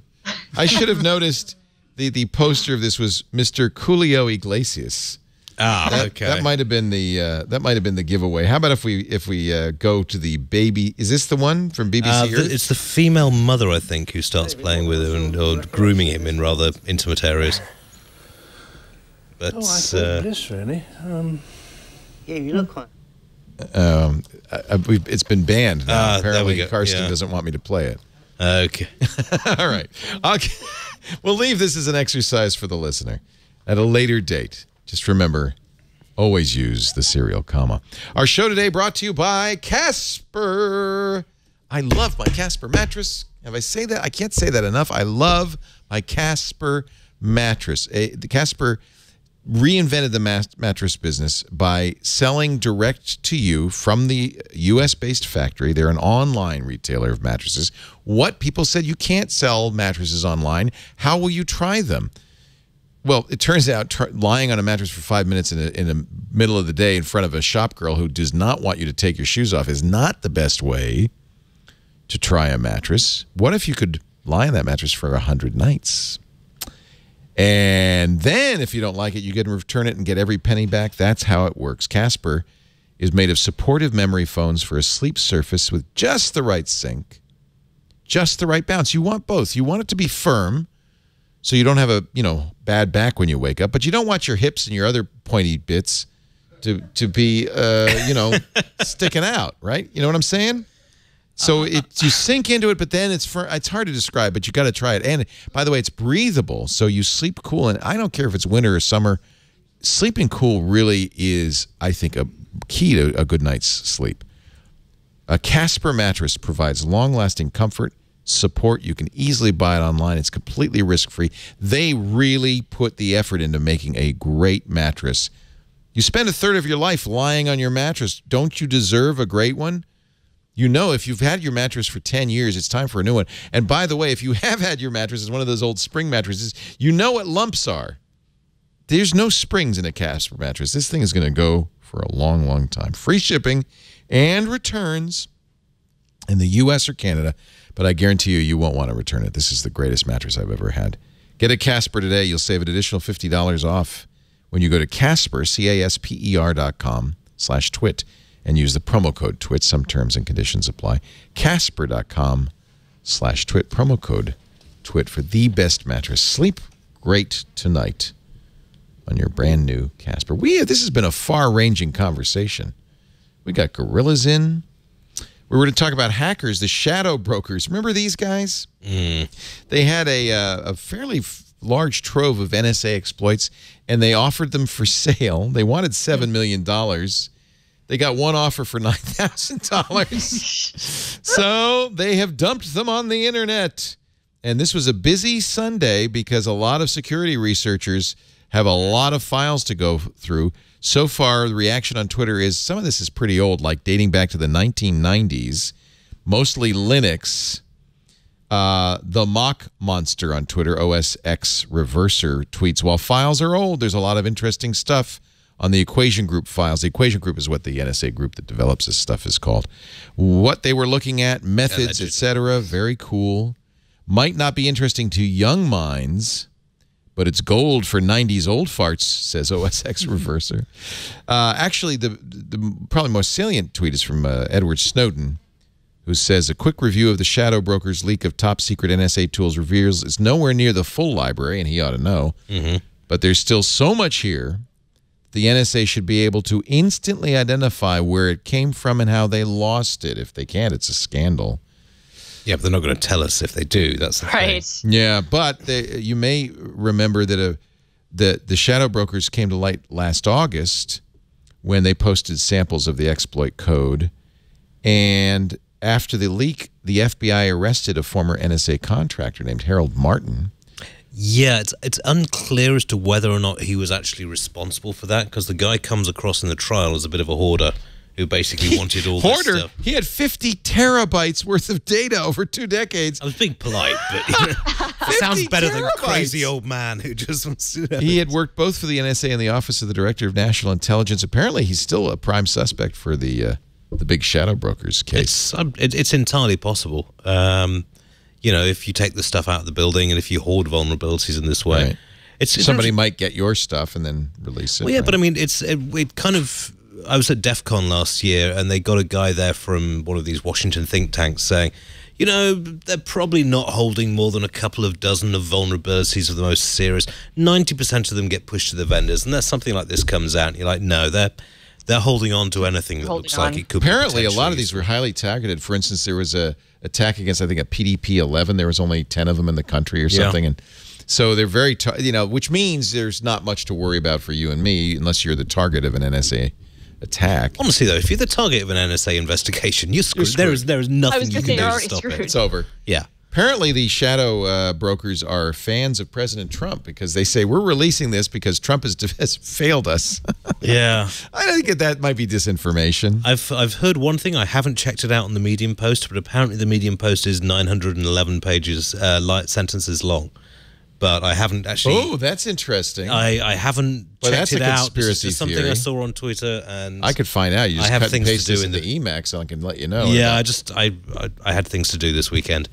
You know, it's really not least the show. But no. It's really this is a political manifesto. It's very badly written as well. Oh well, they're not. They may not be English speaking. Yeah. Or they need copy editors. Or they just may not want to look English speaking. Ah. Once you go down the rabbit hole on these things, you can just, you know, it's... So they say our auction was an apparent failure, but consider this our form of protest. And they post the password for the files, the equation group files. And they say, if you want to send a donation, here's our Bitcoin address. We'll be glad to take it. I want to just highlight that because I can. Okay. Medium, don't you love it? Why are you looking at videos of kittens? It just popped up on my feed. Oh, sure. Sure it did. Hackers breached the Dallas warning sirens. Oh, this was hilarious. On Friday and woke the city up. 156 of the emergency sirens sounded in the early morning hours. Lasted until 1:20 a.m. Saturday, creating, according to the New York Times, a sense of fear and confusion, jarring residents awake and flooding 911 with thousands of calls. These are the sirens that are used for tornadoes, for bombs. Oh, the ones we've got in San Francisco. Yeah. Yeah. All of the tornado sirens went off, and they didn't just go off for a little bit. They went off for a couple of hours. That's annoying. In the middle of the night? I know, but part of me was just like, okay, yes, it's annoying, it's antisocial, it's a real pain in the backside if you're trying to sleep at that time of night, but it's kind of a cool hack. It's a cool hack. Time, you know? The mayor of Dallas I do not condone it in any way, shape, or form, but... The mayor of Dallas said, we will work to identify and prosecute those responsible. I'm losing some confidence, though, because he posted it on his Facebook page. That's where I post important announcements. So I guess they do it for an hour and a half. I mean, a minute and a half, 90 seconds. Really loud. And then they did it about 15 times. Yeah. At first, they weren't sure that it wasn't something actually happening. Well, right. Yeah. You would assume that, right? So so emergency workers unplugged it. Tried turning it off and turning it on again, basically, yeah. We don't know how it was hacked. The Dallas has reached out to the FCC. Oh, that'll help. Yeah. And they are taking steps to prevent hackers from setting off the entire system again. If only they could figure out how they did it in the first place. A lot of these systems are very antiquated as well, and the same with the 911 system. Yeah. It's actually surprising this hasn't happened before, to be honest with you. But I don't know. When I first came here, the San Francisco ones used to really freak me out because every Tuesday at 12, right, they fire off. And I said to my coworkers, well, supposing the Russians actually launched to coincide with this. So everyone was like, "Oh, it's midday, no need to worry about it." You know, we used to call that the noon whistle when I was a kid. It's the noon whistle. So you've heard of DDoS, distributed denial of service attack. There's a new attack. It's called PDoS. Well, it used to be called bricking things, but yes. Yeah, permanent denial of service. Apparently, so a company called Radware, which is a security firm, created a honeypot of attackable IoT devices. You know, ones with hardwired passwords, things like that. And they were attacked 2,250 times by malware. They dubbed it BrickerBot 1 and 2, which wasn't designed to take over the IoT devices, but instead to brick them, erase all the data files, corrupt storage, and then sever the internet connection. Turn your internet-connected camera, refrigerator, microwave oven into a brick. Yeah, I mean, basically it took tools that the Mirai botnet had taken, adapted them, and turned them into something which killed a device rather than turning it into part of a botnet. Should point out that while that's cool, it's still illegal. It's still hacking. It's highly illegal, but it does have, I think it will have one really beneficial effect in that if this kind of stuff spreads, IoT manufacturers are going to have to get so much better than they already are at locking down their devices and securing them, because that is the huge weakness. It's one thing if my cheap router is used to attack the PlayStation network. It's another thing if it stops working entirely. Now I'm mad. Yeah, but I mean, this is why I don't have Internet of Things in the house, because why rely on a third party which can go down, and why rely on devices with such lamentably bad security? There is no excuse for, putting this. I mean, you look at some of the stuff out there. At DEF CON last year, they tested 12 Bluetooth door locks. 9 of them were were sending passwords to and from the door in plain text. So all you had to do is have a receiver in the bushes to pick it up. How can that be? It was just really bad. It's kind of jaw-dropping. Exactly. It's really poor code. And horrifically bad. Yeah. Of the 3 that did encrypt their stream, one was so poorly made, the guy opened it with a screwdriver. So, I mean, you can't win on this. Either the mechanics are gone. There is I doubt this will get passed, but there is a bill up in the California state legislature to actually make it illegal to, compel IoT security. It's SB 327, Information Privacy Connected Devices. It calls for device manufacturers to secure their devices, protect the information they collect or store, indicate when they're collecting it, so it's privacy as well, and get user approval before doing so, and be proactive in informing users of security updates. Unfortunately, there's no punishment specified. Yeah. And I doubt this will pass, but hey, good for them for trying. Yeah, I mean, it's... The thing is, if one state, especially a state as big as California, passes something like this, it has a huge impact globally, because if you're a company that sells IoT devices, you don't want to leave California out of your... if they enforce it, that's the big thing. I mean, it's like, at the moment, they're just talking a mean game. Right. Oh, I could go on and on. We're all bracing ourselves. Tuesday, Windows 10 will start to get a creator's update. It will be rolled out over a period of time, maybe many months, as it has been in the past. Microsoft won't offer it to you if they don't think your machine can handle it. If it's anything like last year's anniversary update, my recommendation would be to wait until you hear the howls of pain subside. Oh, they're going to be dribbling it out very slowly because they've learned from that experience. Well, last time they did this, the anniversary update, they bricked a goodly number of webcams. Not bricked them, but made them unusable. Oh, and Creators Update already has. Oh, really? Yeah, if you someone did an article about this last week. He downloaded the developer preview and it had bricked his webcam. Wow. So they've not bricked it, but it just made it stop working, borked it. And they also, remember, if you plugged in a Kindle after the anniversary update, it would crash your machine. It's tested against millions of people. There's millions of people in the Insider program who are doing the beta test. Maybe your friend's problem will keep it from happening to everybody else. Maybe Microsoft will fix it. And finally, we'll end up with Project Scorpio. You all excited? The new Xbox comes out later this year. Microsoft gave exclusive access to a pre-release version to Digital Foundry.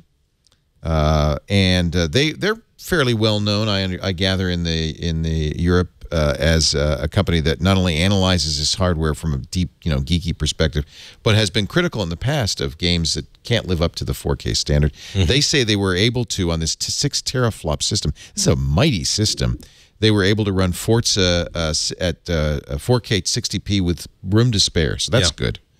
The GPU is a massive GPU with how many different pipelines? It was like 43 pipelines. It's 12 gigs of DDR5 RAM, a custom 8-core CPU, similar to the one in the Xbox One S, but obviously heftier. And it's vapor-cooled, which is a good thing, I guess. So here's the final specs. 40 customized compute units in the GPU, each running at 1.172 gigahertz. That's pretty impressive. Nice hardware. Yeah, all they need now is the games to run it on.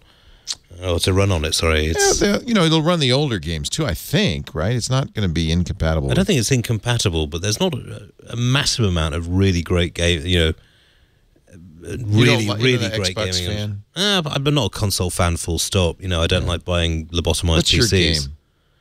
Oh, I'm strategy games, so give me a good game of Civ 2 Civ, and I'm happy for... Civ 2, not 5? No. You don't like the modern stuff? No, it just got too up its own backside with all these sort of fancy graphics and overlays. Just give me a nice simple game of Sim 2 and 10 hours and 10 hours free, and I could quite cheerfully bumble through that. Do you like how do we all feel about AOL and Yahoo's new name, Oath? Oh boy, let them die. Oath. I mean, it's better than Tronk, I guess. Yeah, it is better than Tronk. True. There, you can say, thank you, Tronk, for making something actually arguably will worse. Never have to think about Oath again. That it'll be a B2B brand at least, but Flickr will be Oath. I think Yahoo Mail will be Oath Mail. When you do a Yahoo search, you'll be oathing it. I will admit, dealing with Yahoo, I have uttered oaths, but that's not really a kind of... The thing that galls me is that they probably spent $1 million with some brand company to get that name. Oh, at least. Like, who thinks that's a good name? And the other big thing about it sounds like you're lisping. And also, Maya will be out. So she'll trigger her golden parachute and swan off to another company. Good for her. She's going to become a the VC, Pepsi isn't she? Commercial of She's going to be what, sorry? She's going to be a VC. She's going to become a VC, isn't she? Oh, yeah. I would have thought so. Yeah. That's where the money is. I mean, it's not like she's hurting for cash. Yeah. It's Oath, O-A-T-H, not Oaf, O-A-F, although Oaf might be better. Oof. Oof, oof. All right, that's it. I'm calling it oof from now on. Oof. Oof. Oof. Christina, it's always a pleasure. I wish you could have been in studio with us. Same. I'm going to have to visit you guys at some point next time I'm out there. You're the greatest. Senior writer at Gizmodo, film_girl. Read her writing. She does great work. Always has. It's really a pleasure. Thank you, Christina. Thanks for having me. Yeah. Iain Thomson. Spells it funny. No P. And there's an extra I in there. But I blame the parents. It's all their fault. IAINTHOMSON on the Twitter. You'll catch his work at theregister.co.uk. And as often as we can get him in here. Nice always good Thanks fun. for coming up. Enjoy your Soylent. Yeah, my first ever Soylent, and I have to say the aftertaste kind of... Did you like it, Harry? And I'm going to take the rest of it home with me. I think you can use it to fertilize plants. I understand it's very nutritious. I'm going to see if my cats like it. Ooh, that's a good one. I'll try the cat. Test. Try it on Boo, yeah. Although, didn't they have problems with diarrhea and other versions? I'd hate to give that to the cat. So would I. I mean... yeah. Harry McCracken, he's the technologizer. You'll find his work at fastcompany.com. Always a pleasure. Marie's here, too. Hi, Marie, your lovely wife. And follow Harry on Instagram because he's always posting interesting pictures. Very interesting stuff. I want to thank all of you for being here. We do This Week in Tech every Sunday, 3 p.m. Pacific, 6 p.m. Eastern, 2200 UTC. If you want to watch live, we're on YouTube Live now, which is great, youtube.com/twit. We're on twitch.tv, ustream.com, and, of course, on our own website, twit.tv/live. And if you do watch live, please join us in the chat room at irc.twit.tv. Always nice to have our lovely chatters here. You could join us in studio, too. We have an open studio for most of the shows we do, and all you have to do is email tickets at twit.tv. We'll put an extremely uncomfortable chair out for you. Right? Am I wrong? And make you sit there for hours. No one's sitting in the bad chairs, I notice. You all got the good chairs.